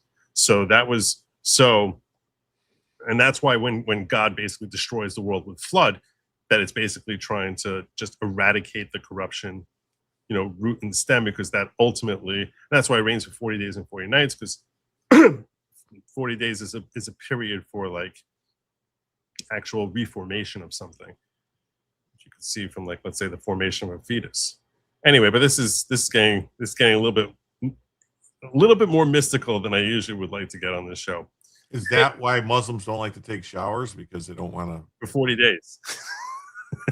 They like to smell because they're afraid God's gonna kill them with water. I don't know. I can't. I know nothing about. I don't know. Wait, you say know nothing about them smelling? Is that what you're telling me? Muslim there's a ideology. whole bunch of them. Look at, like, there's a whole bunch of them. Like Ilhan Omar, she comes from a country called Smellia. I know very little about Muslim ideologies, so yeah, I can't tell you. You should know your enemies, Joe. Yeah, this is true. This is true. What I know about Muslims, I actually get from my father. But as far as like what their, I don't know any of their hadiths that they have. Like I know very little about that. But I understand the mindset philosophy of Muslims a lot more than I understand about the particular manifestations as to like how they end up worshiping God based on their understandings of Quran. So, yeah. Anyway, that's my show for tonight. I'll land my plane over here, and so I can get back to work on finishing up my video. Look at that last minute out and try and get that posted. I'm going to urge you all to make sure you like, share, subscribe, drop a comment down in the algorithm. Hit the like button, hit the subscribe button, drop a comment down in the algorithm, because it's very, very helpful. It's very, very helpful stuff. And make sure you sub up to my friend over here, Jim Tells You. He's awesome. So, and he's going to give a link to me in just a moment. And where can people find you if you want? You can find me at Jim Tells You. I put it in the chat. I said, if you'd like a nightly show at 7 p.m. Eastern that catches you up on all the news of the day with comedy and passion from the guy who sends stories to Joe. He does every day. Every day. Religiously. Yeah. So I'm going to actually copy and paste. I'll copy and paste that into the video description. Let's see. Cool. Here. I lost that out here, but yeah, so you're gonna find that link in the description. Please make sure you hit like and subscribe and follow him up. I'm gonna remind you that Lab Meat was never meant for you; it's meant for they, them, and do not eat the bugs. Don't do it. Put it in a private chat that way. I got you. Have a good night. Godspeed. Unless you're John Thune, then eat the bugs.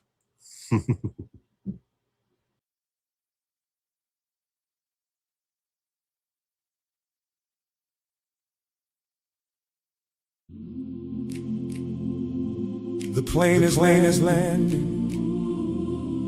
The show is almost over. All that's left for you is this song. Joe left the studio. He's probably drinking Diet Mountain Dew. Maybe he's watching funny videos on YouTube, or playing chess, or doing Jewy things Jews do. We hope you had fun, and maybe you learned something. You hit like and you subscribe. Leave a comment if you want to show some love. That would be cool. You can be cool. Leaving comments is cool. So till next time, please be sure to stay away from lab meat. It was never meant for you. It's meant for they or them or comrades, sparkle hugs.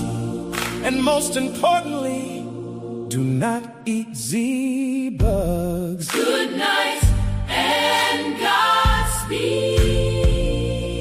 Good night and Godspeed.